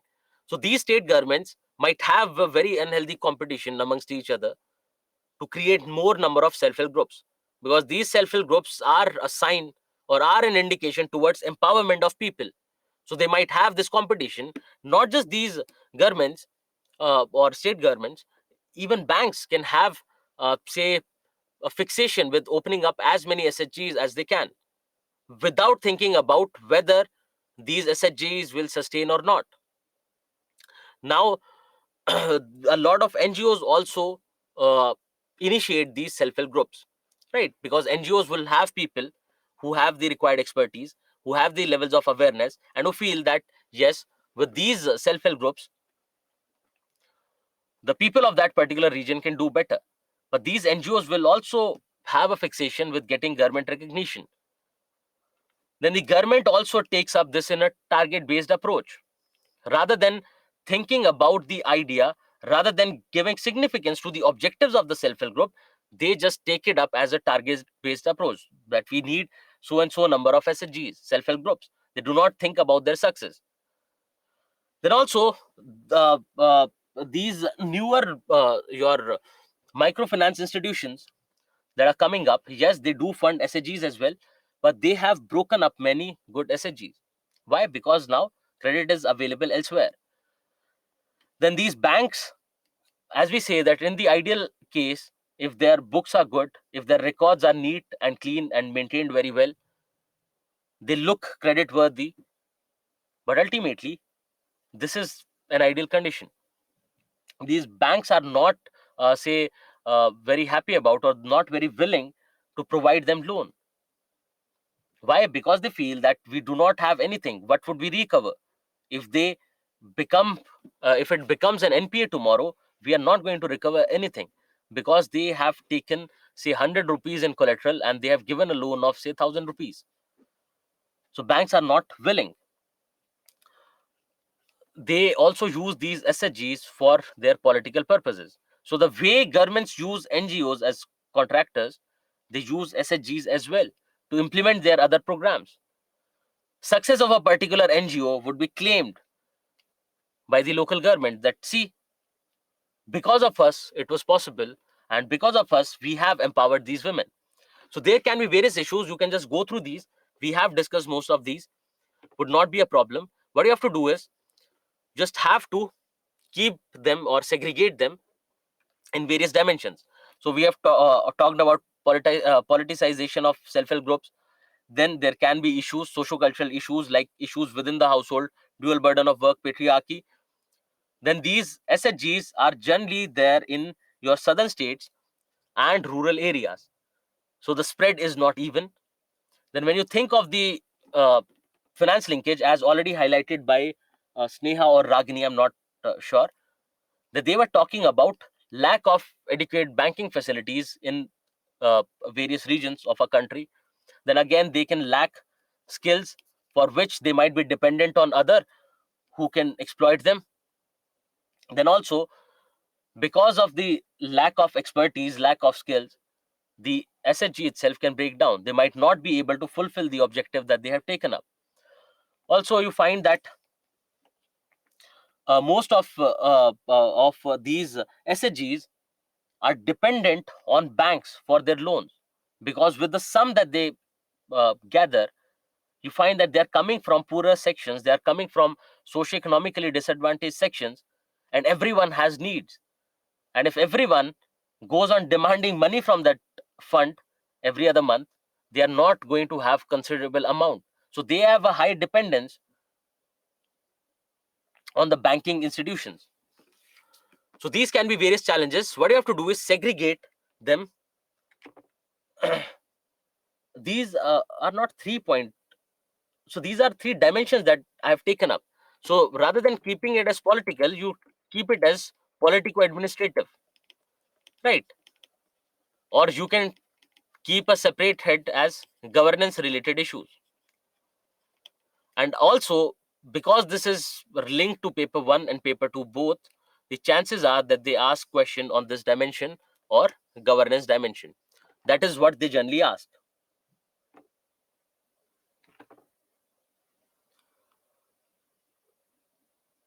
the third point is the government's target based approach in forming SHGs. That's what the third point is. Yeah, we have discussed. So the governments, okay. So the basically, we are saying that these SHGs are an indicator of social empowerment, right? So the governments, rather than thinking about what these SHGs can achieve, they go about it in a approach-based manner. So they'll send people or from your political class, or they'll ask administrators to open up or to get as many SHGs as they can initiate it for their political gains. But it might not work out well, right? And also, this is basically responsibility shifting. There's also responsibility shifting, that it was promoted as a one dimensional approach or a one dimensional strategy to eradicate poverty by shifting the responsibility of their poverty alleviation on the poor themselves, which is wrong. Why? Because they always need support from your administrative structure, they always need support from your civil society as well. Now, there are two ideas which we'll take up after the break. Just go through these two ideas and we will discuss these. Why? Because they have asked a similar question in the previous year, which we are going to discuss after the break. But you do look at these two ideas, which say promotion of SHGs can be seen as responsibility shifting by the government. Also, SHGs enforce gender stereotypes. Okay, you look at these two ideas, we will discuss these two ideas after the break. So let's take a break and meet again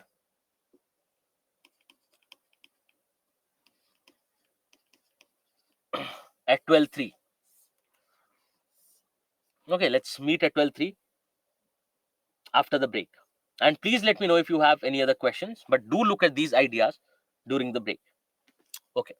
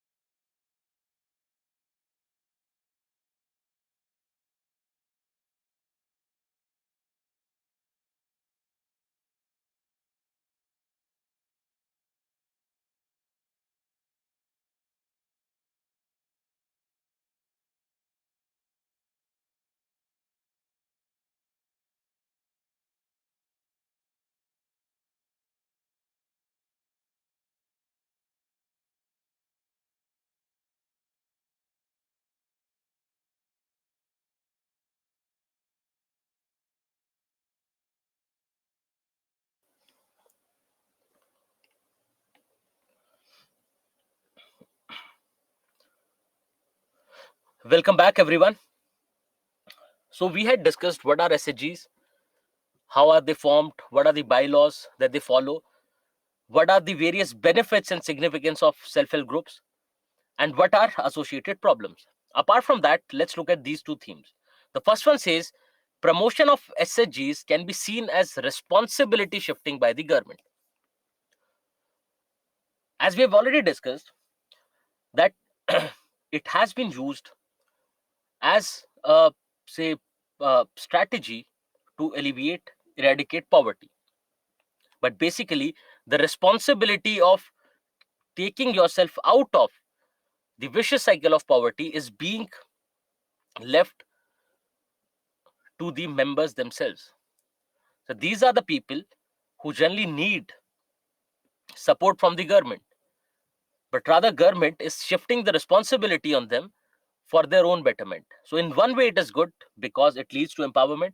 They become a part of their own developmental process.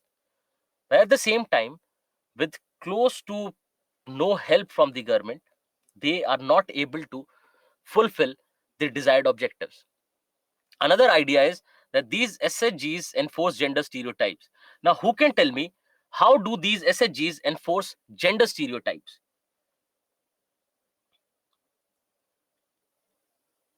How do these SHGs enforce a gender stereotype?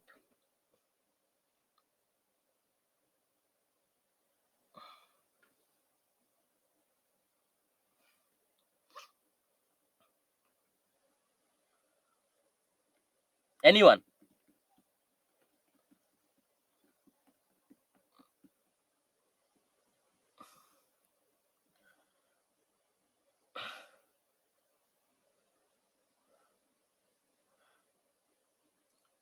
Okay, yes. So, to a limited extent, you can say that these SHGs are all generally women based groups.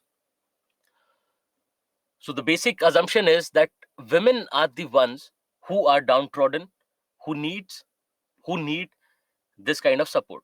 That is one idea. But yes, so Avni is saying that most of these self-help groups are involved in various activities which are generally taken up, which generally women are stereotyped to take up. For instance, stitching. For instance, some form of handicrafts, which are generally associated with women, and that's how it enforces gender stereotypes. So it was about gender stereotypes. It was not about the idea of gender inequality. It was not about what are the problems faced by these. Also, it is generally considered, yes, Jayant, you're right, that female members are considered to be, or the uh, the women of the family are generally considered to be the homemakers. They are the ones who are more particular about saving. Now, let's look at this simple question, which says, suggest measures to make the self-help groups more impactful, sustainable, and transformative for the weaker sections of the society. Now, this is a fairly simple question, in the introduction of which you can talk briefly about the challenges. In the introduction, briefly about the challenges, because yes, there are challenges. That's why we want to make them more impactful, more sustainable, and more transformative. And in your conclusion part, you can maybe talk about a success story, or you can talk about what kind of government intervention do you see here. But in the body part, what you can do is you can take up these suggestions from what we have discussed, but divide them in various dimensions. So it is a fairly simple question. I don't think you need to think about it a lot. And also, you look at this question. No, okay, wait. Okay, here you have. Here you have this question which has been asked in the past year. And where I was saying that they have asked a question directly about examples. That means you also need to know if there are any self-help groups or if there are any civil society organizations which are doing well. And again, I am saying that yes, you would read it in the newspaper. You will easily connect it with your topic in paper 2, but again you would not remember. So particularly for this dimension and your various government initiatives, you should have a separate notebook or separate notes from where you can use the examples. So if it is a simpler example, you can mention it in your notes, as we have already left a column for your notes. As discussed, leave a column for current affair based examples, etc., in your notes itself. Another thing is, you are anyways going to read your monthly magazines, you are going to revise from there, and if you find any good example, make it a small case study, or make a small say or synoptic notes out of that, and use it, club it with your notes here, and just go through it while revising, because it will help you in remembering this. So the question says, can the vicious cycle of gender inequality, poverty, and malnutrition be broken through microfinancing of women self-help groups? Explain with examples. So for example, I have already given you the link because they were in news at that point of time. But in the introduction, so your entire body and conclusion will be based in these ideas. Using examples, you can show them that how they broke these cycles of vicious cycles of gender inequality, poverty, and malnutrition. Also, along with examples, you'll have a little theoretical framework, as we have already gone through. But in the introduction, what you can do is you can talk about these vicious cycles briefly, because this is 250 word question. So you can briefly talk about these vicious cycles and how they can be broken.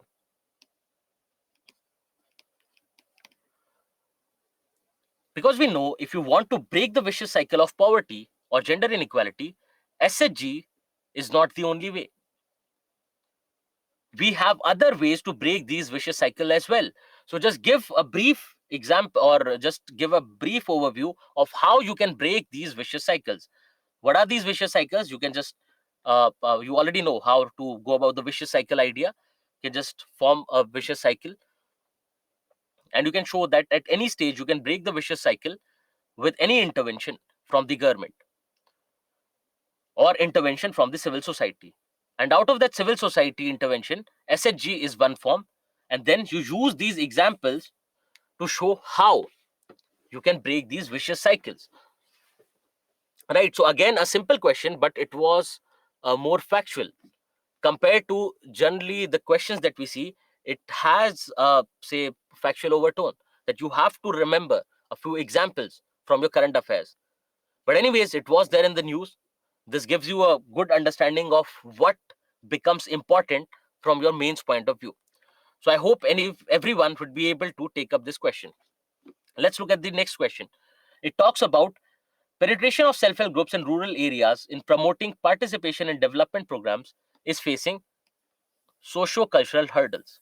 Examine.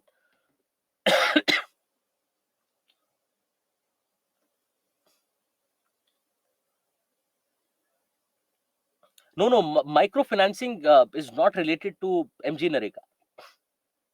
Microfinancing, you are basically financing these self-help groups through banks, through other say these financial institutions. That is microfinancing. Or maybe the government can directly intervene and finance these institutions, because ultimately it is a part of the development agenda of the government, so they can obviously contribute to this financing aspect. The penetration of self-help groups is facing socio-cultural hurdles. Now, one thing that we know is that these self-help groups are facing more than socio-cultural hurdles. They have economic hurdles, they can face governance-related hurdles or politico-administrative hurdles, right?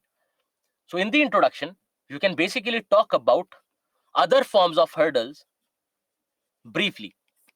That no, it is not just socio-cultural hurdles, but other forms of hurdles as well. In your body part, you specifically talk about these socio-cultural hurdles. And this is something that we have already seen, that what are the problems related to these SHGs. And that's why I was saying that it is better to classify it in your notes, that these are the socio-cultural hurdles: dual burden of work, patriarchy, etc. Then also, if your body is negative, it's full of hurdles, socio-cultural hurdles, what do? In conclusion, you come up with a way forward.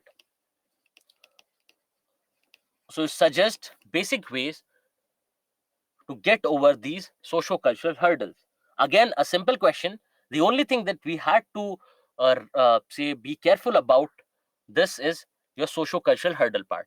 Now, also in body, as they say, examine.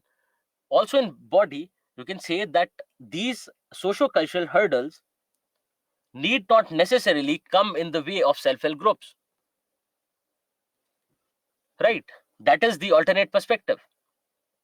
That yes, women are also capable of working, of putting in effort, because there are various socio-cultural hurdles like the empowerment levels, the awareness and education levels, the skilling levels of women are below par, are not equivalent to their male counterparts.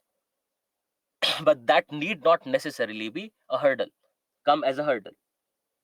So again, a fairly simple question. So what I've done is I've given you the structure. Here you have all the socio-cultural hurdles, but it is my humble request, before going through this, please do it on your own in your notes, because it will be a quick revision and also a brainstorming exercise. So everything is mentioned here, but please do that. Then again, in conclusion, you talk about potential solutions to the same challenges. In introduction, you mention other hurdles briefly, that apart from socio-cultural hurdles, there can be other hurdles as well. Now there is this question which says, because see why you would say that why so much focus on self-help groups, because they have asked questions on multiple occasions, and it broadens your perspective, your sociological perspective about empowerment and the role of civil society. And that's why I've created and used many questions for this particular part. Okay, so how do SHGs sometimes fall short in addressing the root cause of poverty and inequality in a region? So we are saying that self-help groups can basically be important tools or come up as important institutions in alleviating and eradicating poverty and inequality in a particular region. But how do these fall short in addressing the root causes?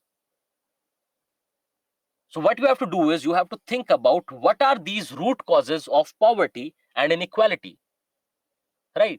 Because SHGs are basically say looked upon as something that will lead to economic empowerment and hence social and other forms of empowerment.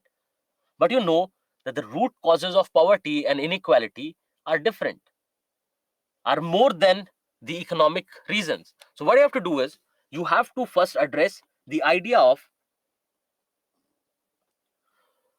what are the root causes of poverty and inequality. Maybe that can be your introduction. There can be other forms of introduction that I'll come to. I've given the answer for this as well. And then you have to show that how SHGs sometimes fall short. That means you have to basically talk about the challenges or various hurdles faced by self-help groups. So it is a similar question because the body is going to look the same, but you have to approach it in a different manner. So Ragni is saying that the most of the challenges are getting overlapped with Indian society. Yes, because those are the because ultimately these SHGs are also not functioning in vacuum. They are functioning in within your Indian society. So you will face the similar kind of problems. And now you find that most of the things are repetitive and things have become easier. The ones who are trying to write on a regular basis, the ones who are trying to contribute to the discussion in the classroom, would have understood the structure of social issues and justice very well. So no matter what kind of question comes up, you will definitely have an answer. All you have to do is look into more and more number of questions, write more and more number of questions, so that you can conceptualize the answers in a better way. That is what the idea is. Can we write about SHGs in introduction? Now you see, rather than writing about introduction, you can say that how SHGs are significant, because in your body part you are going to write about the shortcomings of SHG in alleviating and eradicating poverty and inequality. So in the introduction you can write about the significance of SHGs, because they are saying that sometimes they fall short, not always. So we can talk about the significance as we have discussed.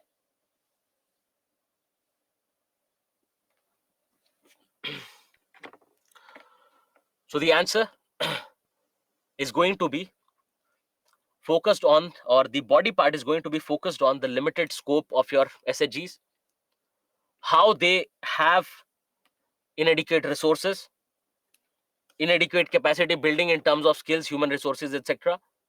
They ignore these structural issues because poverty is not only because of uh, these various causes. We have already gone through poverty. We have seen that the basic structure of the Indian society is also something which is responsible for poverty, and hence the vicious cycle of poverty, which is impossible or near impossible to break. So, lack of access to education, structural problem. Discrimination based on caste, structural problem. Discrimination based on gender, structural problem. That's how you say that, yes, it addresses the problem to a limited extent, but it does not have a, say, holistic way of eradicating poverty and inequality in society. So you have all the pointers for body part. You need not write everything. Maybe you can elaborate on a few of these, but you have to see that one, SHGs can be an important tool to eradicate poverty, but at the same time, they can also have shortcomings. They can also leave out a few sections, because you were saying that SHGs are generally women based groups. Then what about the men who are not economically well to do? Because you find poverty in all the genders for that matter. Similarly, what about other disadvantaged groups? What about others who do not have any savings at all? So, yes, it has a limited scope for that matter, because you need a starting point. Because if even if you have to contribute 100 rupees a month, you need to have that saving. And it is not possible for every household to have that kind of saving. Then there can be challenges because of various external influences on the SHG, etc. So I hope you have got your answer. The body part, everything is here, uh, and you can talk about the significance or how SHGs can be an important or can be significant in eradicating poverty and inequality in a particular region. Then also you see that various shortcomings also include that the size of the group is small, so they are obviously missing out on a lot of people. These are homogeneous groups, that means they are again missing out on a lot of people. So all those things have been mentioned in the body part. I've given you an answer, you can go through this. Now why I'm giving answers now is because now we are towards the completion of our syllabus. By this time you have understood everything very well, and I hope so that you have understood things clearly. And now it is better to have a little language. So initially, if I do this, then everyone becomes complacent. They do not try to put in efforts themselves. Okay. Now, next form of or next type of our civil society is cooperative societies. Now, they also talk about promoting the economic interests of the members of these cooperative society. But again, these cooperative societies are registered. You have your Cooperative Societies Act, they are registered there. They talk about economic interests of the members. Now, these economic interests of the members do not mean generating profit. Okay, so let's uh, get a brief idea about cooperative society, and then we'll come to that part. Okay, it is a form of business organization. Think of farmers from a particular region who produce raw material, or say who produce potatoes. Now they see, if when they individually, if they go to the market, the middleman takes majority of the profit share, because they need to sell the produce in the market. They do not have a very good shelf life for that matter. They have to sell it in the market ultimately. So either they need cold storage facilities for which they have to pay, or they need to find a middleman who can sell it for them. In both cases, their profit margins become thin.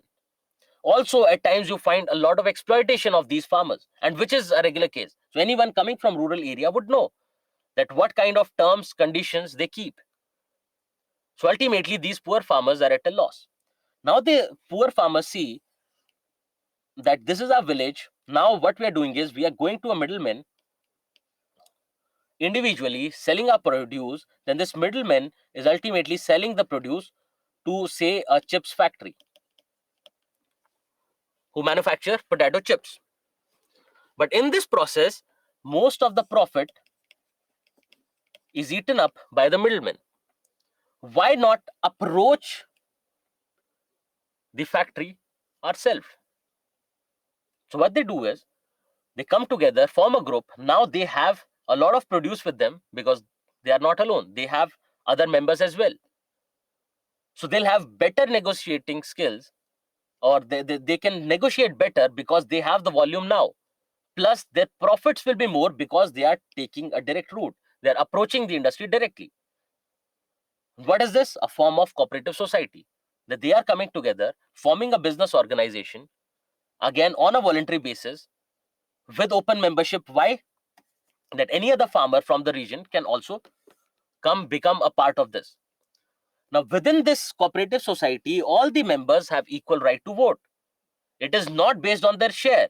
So there can be a farmer who's giving, say, 2 quintals of potatoes. There can be a farmer who's contributing 1 quintal of potato.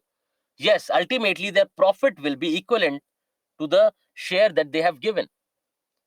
But their decision-making powers within this organizations are equal. Within this organization are equal.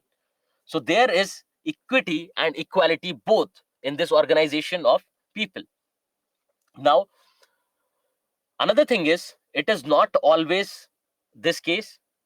They can start a manufacturing unit of their own. You have a brilliant example of Amul for that matter, right? So you can just go through the Amul story once, because Amul milk is something that is uh, say available across the length and breadth of this country, and everyone must have heard of Amul, which is also a form of cooperative society. Then everyone would have heard of, say, NAFED, HAFED. This is also a form of cooperative society. We will come to various examples and types of cooperative society, but keep this idea of Amul in your mind. So it is not always that they are providing raw material to someone. This is a form of business organization. They can very well take up manufacturing on their own. If they have the required expertise, if they have the required investment, they can start it on their own. There can be other people who are ready to invest in this. There can be state government who's ready to support these farmers. Now, the motto is to serve rather than to earn. So yes, they talk about promoting the economic interest of the members, but they are not for profit. They are promoting interest of the members. This organization is serving all the members it has. The idea is all for one and one for all. It is an organization of people.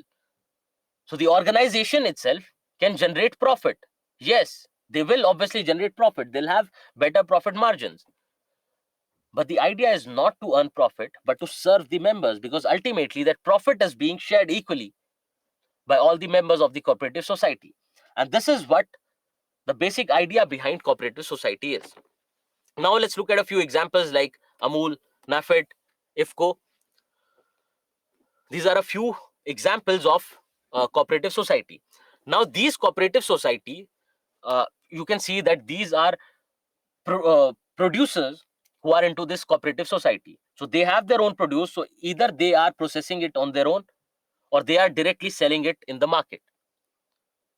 But also there can be consumer cooperatives as well, because you see that at times the inflation rate is so high that people are not able to buy things. So what they can do is they can come together, form an association, pool money, pool their resources that ultimately we have to spend individually. Why not pool the money? With a lot of money, we can buy a lot of volume, can have better negotiation, and get everything at a cheaper price. Those can be what? Forms of or examples of consumer cooperatives. Ultimately, they are also taking care or catering to the interest of economic interest of the members. But again, you have to remember the membership is open. There are certain rules and regulations which you have to follow. You get your rights, but you have to perform your responsibilities as well, right?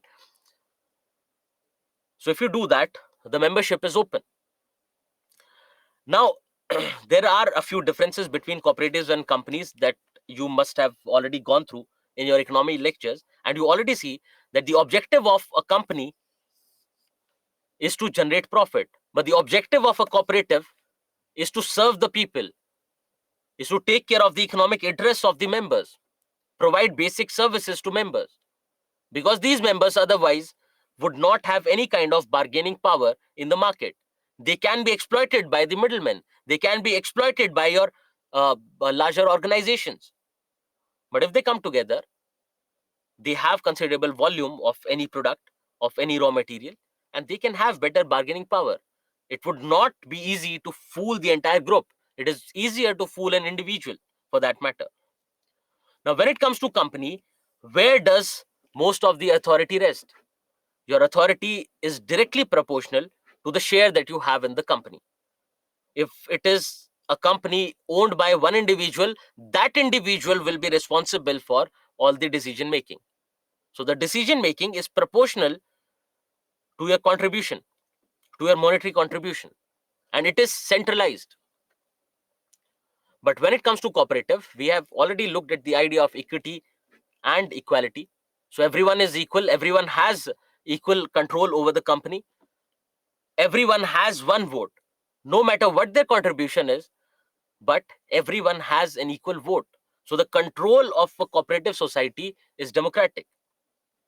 Then when you talk about registration, a cooperative society is registered under the Cooperative Societies Act, while a company is registered under the Companies Act.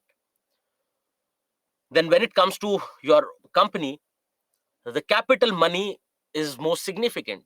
But looking at the objective of your cooperative society, you see that it is ultimately the interest of the members which take priority.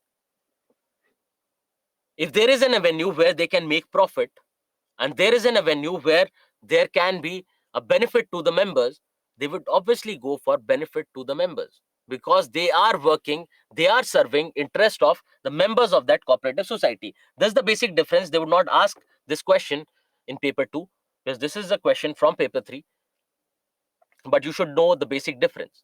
So the basic difference related to the basic objective of cooperative society and company, how they are registered, the legal provision, then the kind of control that is there. In your companies, we are saying that it is centralized. It is also directly proportional to the amount you have invested, because there are companies where you have multiple owners. So there can be an owner who has a 20% share, then there can be an owner who has 50%, and there can be another one who has 30%. So they'll have the control over the company in proportion to their investment. But in a cooperative society, no matter what your contribution is, you are always considered equal when it comes to exercising your control over the company. Now, the objective, again, very clear: elimination of intermediaries. Why? Because it is against their economic interest. They want to ultimately raise the economic status of these weaker sections. They want to deal with the evils of capitalism, and they want to abolish social inequalities. Let's come to this point first. So, what are the evils of capitalism? Can someone suggest what are the evils of capitalism first, so that we discuss how they deal with the evils of capitalism?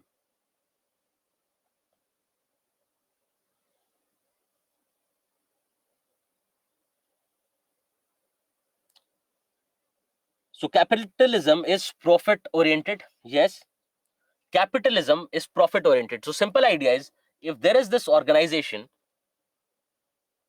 right, they create a certain product from the raw material. Now, the idea of this organization is to generate maximum profit. And to generate this maximum profit, they'll exploit the ones who provide raw material.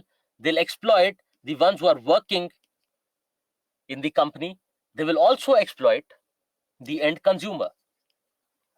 But when it comes to cooperative society, they work for the benefit of, or for the interest of, people who are stakeholders, people who are members of this cooperative society. So in a cooperative society like Amul, the ones who provide the raw material, that is milk, the ones who process, who are also there, apart from the ones who are professionally hired, those are different. But the members, I'm talking about the members, they are basically serving the interest of these. Again, the orientation is not towards profit, so they would not also harm the consumer. They would maintain a decent quality standard. So thereby, a cooperative society has an objective to remove these evils of capitalism and ultimately abolish these social inequalities. So yes, the ones that you have mentioned, that capitalism leads to concentration of wealth, because ultimately there are multiple stakeholders, but the wealth gets concentrated in the hands of few. Then there is class divide, yes, proletariat or your workers and your business owners, there is class divide, and there is this conflict between the two classes. Then there is high competition among the members. The ones who are working, they also compete against each other, whereas in cooperative society they cooperate with each other. Amazing. Labor competition causing labor devaluation, yes. Rich people getting richer, poor people getting poor, yes. So you see that that's how uh, cooperative societies deal with the evils of capitalism and lead to abolition of social inequalities. So you have actually written the right points. Another thing is, it raises the moral standards of its members. Why? Because they all have equal rights, they all have equal responsibilities. No one is above or below anyone else in hierarchy. The practices are, uh, say, right. You would not find any kind of evil practices, or when it comes to the work culture of the organization. So that's how, and these are the basic objectives. So we can go through this. I have just simply expanded on the objectives that are mentioned there. You can just go through this. This is a basic write-up for the same. Now we find that these cooperative society, the idea is brilliant, that simply eliminate the intermediaries, make your own organization so that you can avoid exploitation and have better profit, so that the economic interests of all the members are served. And this is a brilliant idea, but again, on paper. Why? Because practically they face a lot of challenges.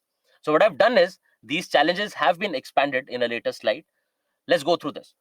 So first thing that you have to understand is that the design of the cooperative society itself can become a problem. There can be issues related to membership within that cooperative society. There can be issues related to operations and its financial viability. Let's start one by one.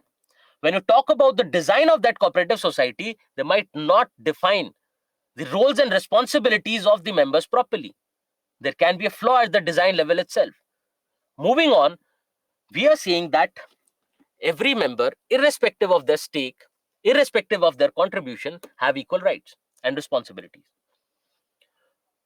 Now, there is someone who is contributing 90%, who has a majority share in terms of their contribution to the cooperative society. Then there are ones, and then there are others who have altogether 10% stake in the cooperative society. Now, do you think that these people will have motivation to work? Why? Because they know that the other person has more stake, and let them slog, let them work. It can lead to complacency in people, because they have equal rights, but they do not have equal consequences. The consequences are going to be different. There'll be one person who would say lose 100, 200 rupees. Then there can be other person who's going to lose in lakhs, for that matter. So what about these people? Now these people might not join meetings at all, because these cooperative societies, as part of their rules, bylaws and regulations, they have to conduct annual meetings, general meetings, like any other company for that matter, where everyone has to come. Now you find that there are a lot of passive members, whereas a cooperative society needs active involvement of all the members, irrespective of whatever work they have taken up within that organization, because ultimately interest of all the members have to be served. Then similarly, you find that on the operational level, these, think of your farmers. Would they have the required skills and expertise to carry out the operations? No. Would they have the expertise? Would they know the business ideas? And would they be able to negotiate in a better manner with, say, another company? Again, the answer is no. Would they, with their levels of awareness and their the low levels of expertise, Would they be able to compete? Would they be able to improvise? Again, everything can be questioned. Similarly, you can say that why do they need to be experts of everything? They are making decent profit, they can hire other individuals. But you find that the attrition rate from these cooperative societies is very high, because people do not have, say, lot of career growth. The ones who go there to work as professionals, they are not members of this cooperative society, but they are working there as professionals. They face a lot of challenges, because these cooperative societies, again, they'll be there in rural areas, etc. They would not have decent amenities, they would not get a good remuneration, they would not have great prospects of their career growth in future. So they also would want to leave from this cooperative society as soon as they want, as they can.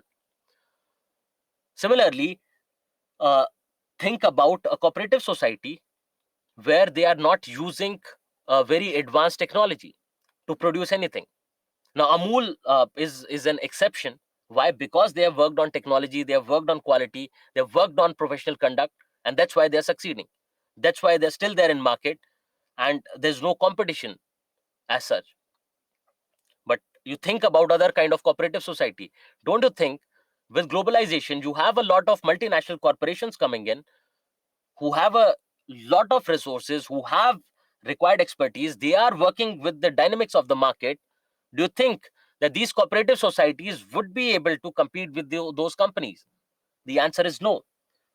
It can become a problem with their financial viability, because over the years, their product would lose ground in the market, and they'll have lesser profits, and ultimately, the cooperative society can become dysfunctional.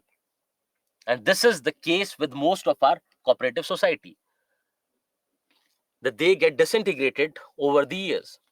Why? Because of this passive membership, because of issues related to design, operational issues, and financial viability.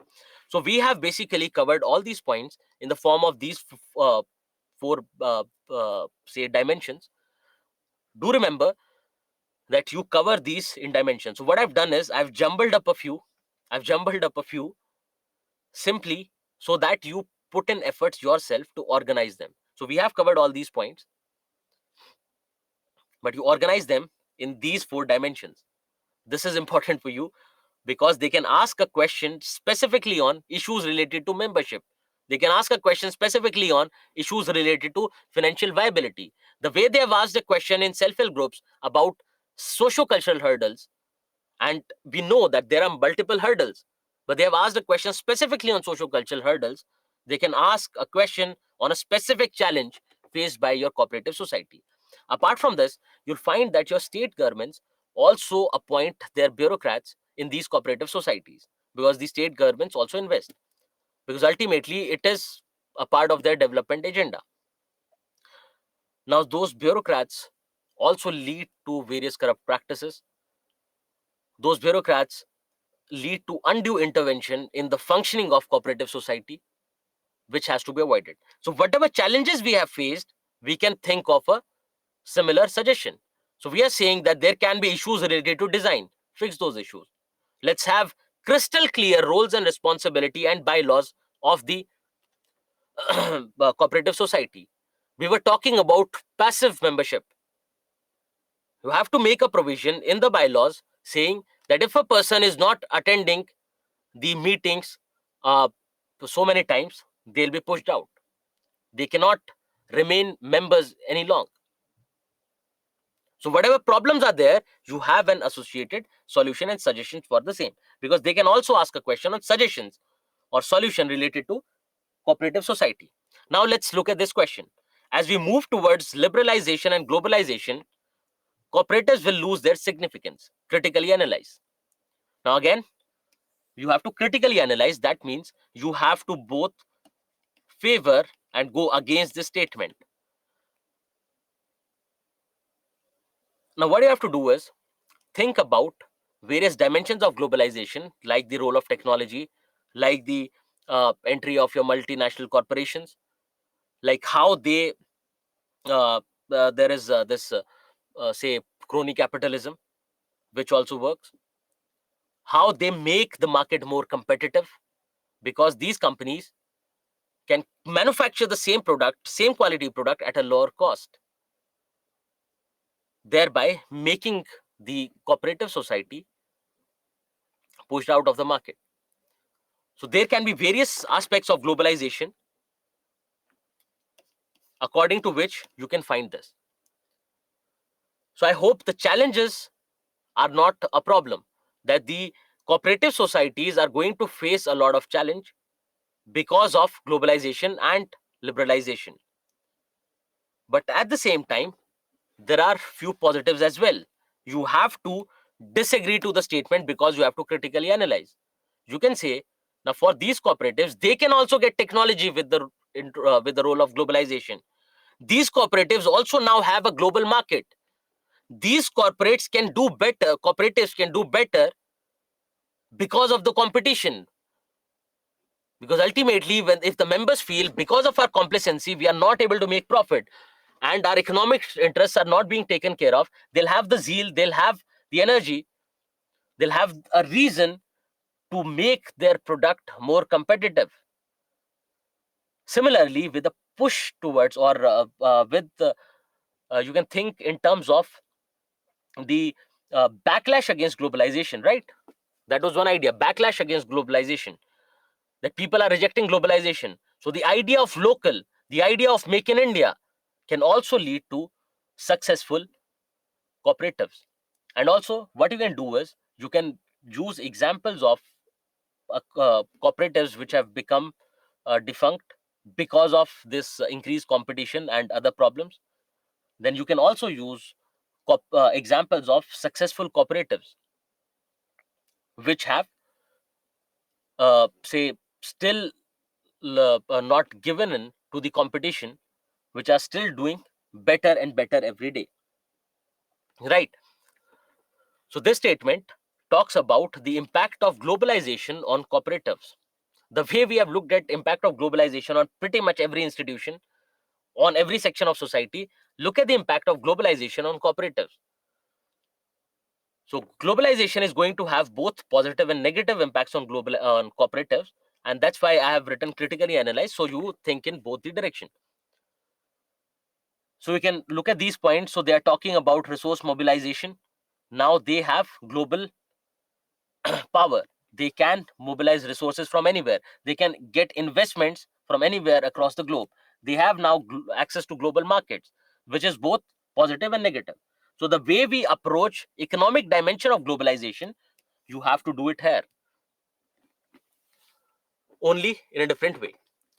Now this was about your various civil society organizations, in which first we looked into the idea of empowerment, because they have already asked a question on empowerment and your cooperatives, or and your self-help groups. We will take up those questions towards the end of all the discussion. So what I've done is, uh, most of the questions which I found interesting from your weekly tests, I have mentioned those in the PPTs in the further slides, and we will discuss them towards the end of our lecture. So yes, hopefully we'll be able to cover our say syllabus a little in advance of the time, and we will dedicate more time to the questions for that matter, which is better because ultimately you have to answer the question. So it is better to understand more and more number of questions, and that's why in every chapter I've tried to discuss at least 3 to 4 questions, or give you the questions as homework. But I'm not sure whether you are writing those questions or not, because I do not see a lot of copies coming in with answers written, with weekly test answers. But nevertheless, it is my responsibility. I want you to succeed. So we will discuss those questions to broaden your perspective. Yes, we'll be able to cover today. We'll be able to cover today, and maybe uh, a little before the stipulated time. So maybe we'll be able to cover this before 8 p.m. for that matter. So in civil society, we have looked at 3 forms. There can be other forms of civil society. As we were saying, that media as an institution is a form of civil society. Similarly, you can think of, say, your charities as civil society. But ultimately, you not have to go into, say, this depth of those topics, because the question, if at all, is asked, it will be on the surface. And again, those other forms of civil society are not very hard to understand. So your charities work in a very simple way. Charities have been there in India since ancient times, and they are still working. Right. Now you have international charities, you have a lot of philanthropists, etc., both Indian and global and international. So those are easy to understand. And again, the questions, if you look at the questions, they are relating questions. So even though they have asked questions on SHGs in paper 2, they have related those questions to paper 1 about socio-cultural hurdles. What is that? Something that we have discussed in the first module. Similarly, they have related questions with women empowerment. Where did we read it? With role of women. So it must be clear to you, by now it must be clear to you that questions can be multidimensional. They can link paper 1 and 2. They have also linked paper 3 and paper 1. They have also linked paper 3 and paper 2. So there can be linkages across topics. So when you prepare your main syllabus, do not look at it in watertight compartments, because a change in economy or a change in currency, for example, digitalization of your currency, the idea of cryptocurrency, also leads to various social changes, because anything that happens across the world leads to changes in society. So, for instance, you can think about what kind of impact war can have on society in general. So, you would think of the immediate society where the war is happening, then you'll think of society in the peripheries, because there are other societies as well which will change because of this war that is happening. So, yes, your war, any kind of internal security problem, will fall under the domain of international relations or internal security, but they are also impacting society. So think about those, because it is impossible to cover each and everything theme when it comes to society. Because when it comes to your constitution, you know it is fixed. Yes, it is changing. Those changes can be incorporated from your current affairs. That is fine. That is simple. But when it comes to society, society is the larger whole. This politics, the economy, etc., are all components of society. So it is always, I always say this, it is impossible to cover all the themes when it comes to society. What you have to do is, you have to be observant, you have to understand the structure, that if we think about impact of war on society, you have to think about impact of war on various social institutions, various social practices, and various sections of the society. So if you structure it well, if you break it down properly in dimensions, it is always easier to answer, and you do not miss on anything. That's what the idea is. And that has been my approach, so that you understand. Because the kind of questions that they are asking, particularly from social issues and justice, they can be considered difficult, considering that most of the students do not try to understand, rather they want ready-made answers which they can reproduce in the paper. And this is the problem with our education system, because we have been calibrated in such a manner, we have been tuned in such a fashion, that we follow the same practice. Right. Okay, so okay, Ragini is asking, how do trusts work in the civil society? See, the simple idea behind any form of, say, your charitable institution or trust is that they are serving public interest. They are giving it back to the society. They have earned a lot. Now they have sufficient resources to give it back to the society. And okay, you are asking about trust. So you have various religious trusts, for that matter. You have various caste-based trusts. So what they do is, yes, they are limited in scope, because they will cater to members only belonging to a certain social group. So there can be a trust which is formed by, say, a particular community. Yes, they'll serve the interests of that particular community. They would not work on profit. You'll find that they have, say, your lodges, your in Hindi it's called dharamshalas, across the country, particularly in terms of religious tourism, and it becomes very convenient for people coming from those communities. But you find that pretty much from every community, you'll find these lodges, these institutions there. Now, these trusts also work as lenders. 0%, 1%, 2% interest. They lend money like that. again serving the interest of people from that community. So yes, they have uh, say a limitation in the sense that they are not serving larger public interest but serving the interest of a limited section, but that is there with all the other forms of civil society as well. And also, when we talk about various functions or various roles of civil society, not every role has to be covered there, because you would say that these cooperative societies would not be involved in any kind of policy advocacy, or they would not protect rights, etc. Yes, it's okay, but they are serving economic interests of the members of that cooperative society. They are ultimately leading to their economic empowerment for that matter. So you not have to apply all the rules.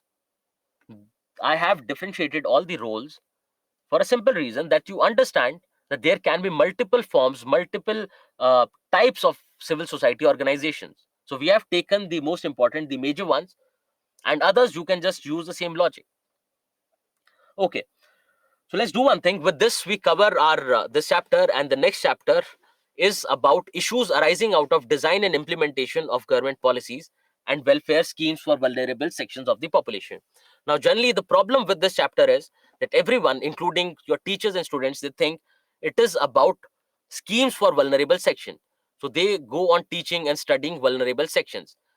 But if you look at your question paper, they have never asked a question of that nature, because the question is about, the topic is more about various issues that arise out of design and implementation of various government policies, schemes and programs which are meant for the vulnerable sections of population. Yes, to a limited extent you have to understand these vulnerable sections the way we have considered women, children, elderly as part of vulnerable section. Similarly, we have to consider your SCs, STs, your differently abled, then your transgenders, tribals, etc., as vulnerable sections as well. But again, all the legal provisions, etc., all the constitutional, non-constitutional bodies are covered in your polity lectures. So we are not going to go into that domain. What we'll do is we are going to take up two more vulnerable sections with this chapter. But before that, we'll deal with the important part. We'll deal with the part which they actually asked for. I generally cover tribals and transgenders for a simple reason that most of the students are not able to understand, because we have a lot of tribal diversity for that matter.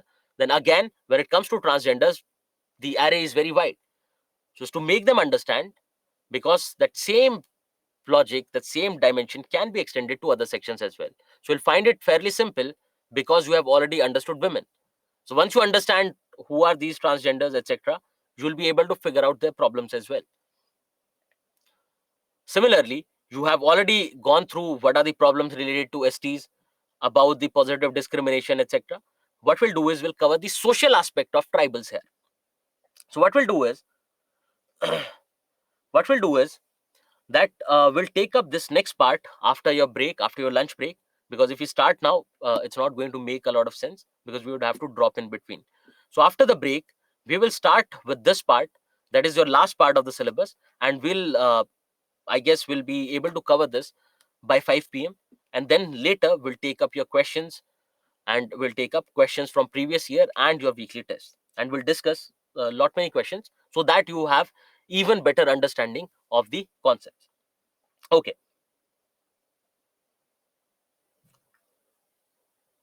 Should we say yes, obviously you'd be happy because you would not have to bear a lot of me after today, right? Because this section is done, your syllabus is covered, and you would not be so you would not have to bear with my face anymore, right? Okay. Okay, then let's meet at 2 p.m. after the break, and then we'll start a discussion on issues arising out of design and implementation of various schemes. Okay, thank you everyone.